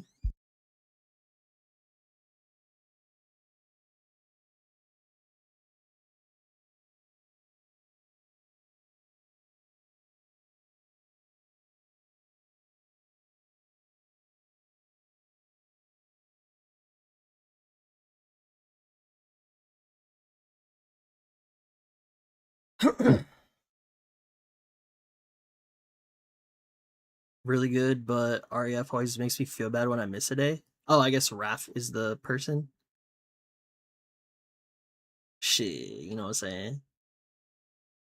The girly pops spend a lot on their men. Oh, I don't blame you. Shit, I would too. League, TFT, Siege, and Counter Strike. Oh, awkward. Whatever random game we want to play each evening. Heard. Things didn't stay limited. Live service would be a lot more chill. I don't care about power creep, but an inability to get what was missed. That's why I want to touch games like Woo-Wah and I'm iffy on NTE. Heard. They tried to play lads once and I hated it. I'm sorry, I'm into horse waifus. I do have a friend who's a lads fan and gets her partner to cosplay lads dudes. I think it's very sweet. That is, oh my god, that's so adorable. What the fuck? That's so adorable. Yo, Gary, good to see you, man. Appreciate the sub, brother. Hope you're doing well tonight. I'd kill for that. What the fuck?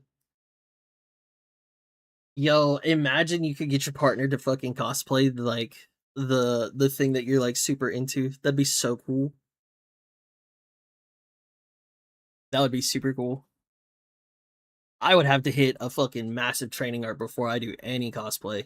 Unless I'm trying to cosplay like Yajirobe from Dragon Ball or uh what's his name? Is it or Choji? Yajirobe or Choji from Naruto? I think those are the two cosplays that I could pull off confidently right now. But any other cosplay, I'd had to wait. I'd had to wait.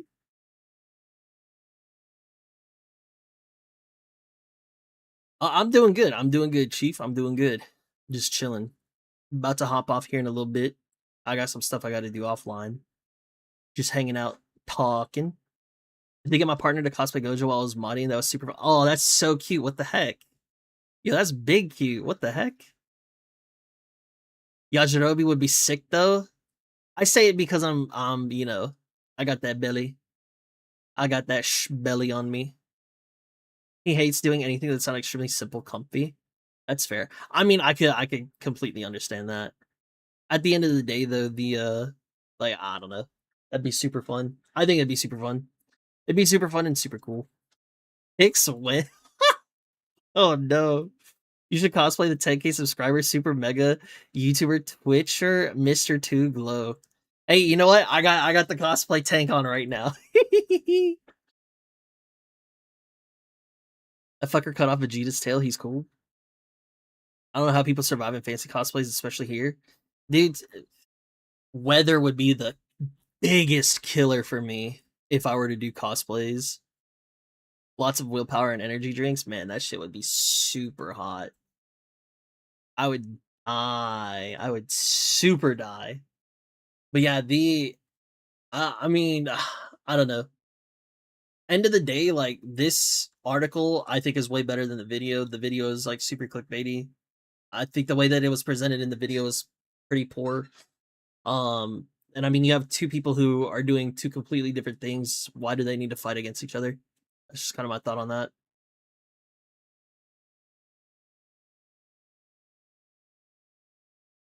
That's just me though. Like 100 out and having Tachyon Cafe Digital's entire outfits on? Nah. Yeah, that's fair. 8 hours of heals is not for the weak. No comments. No comments. Weather is definitely dead at times. Yeah. That does remind me, my grass cosplay shoes did arrive. It's been 2 months waiting for them to get custom made. People do love creating conflict drama for the purpose of getting me. I think that had like almost 100,000 views. It's crazy.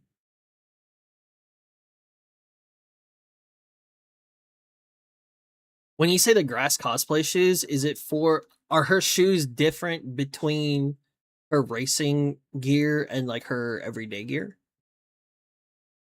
My state has fucking, it was 100 in fucking March. I don't even want to know how hot it was for us. I think I'd prefer to not know.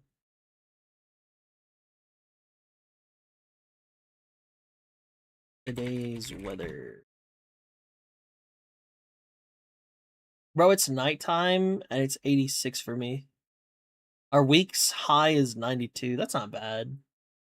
Be way worse. For race gear, I'll post photos. Heck yeah. Heck yeah. Here it'd either be too cold or too warm for most cosplays, depending on the time of year. Bro, you give me a bikini, I'll wear that bitch in December. I do not care. I love the cold.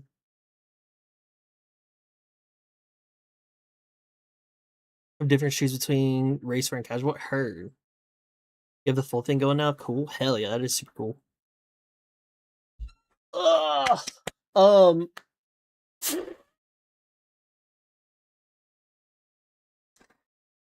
Low-key bodysuits, tights, in cold weather is the way. Oh no, I'm talking about like, give me like a fucking micro bikini in the winter, and I'll wear that. I love the cold. I love the cold. It's 35 here at the moment. You don't want a winter bikini? Yeah. No, I'm telling you, I do. I go outside when it's snowing and sit outside and just fucking enjoy the cold. You think I'm scared of 35? Oh no, I've sat outside in the teens.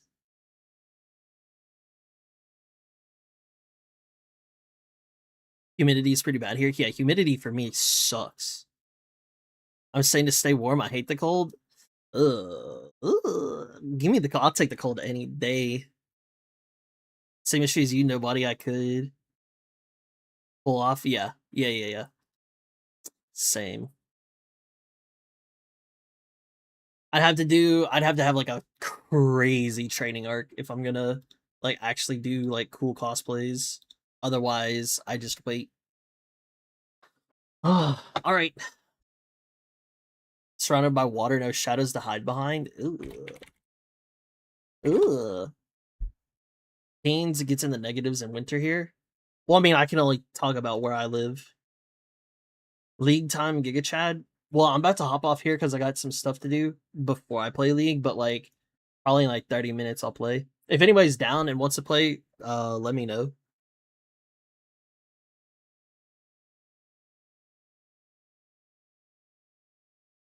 Oh, the grass shoot. Wait, whoa, these are clean. Yo, these are actually so clean. What the heck? Wow. I didn't know that she had two different colored shoes.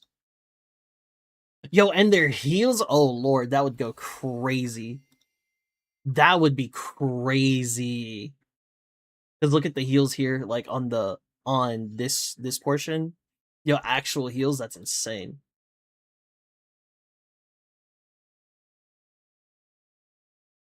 They look really good. They look really, really good. Holy. These look good. A lot of Umas have different colored trees to represent where they were hurt/injured. Oh shit! Oh, that's not good. I'm guessing the all black shoe is the one where that would occur for her. I hope they're comfy. Yo, for real. Feels ping, man. Different colors on their legs. Oh, okay, that's fair. That's fair. That's fair. Referencing different colors on their feet. Same with their gloves. That's dope. Any sniffers in the chat? Any sniffers in the chat?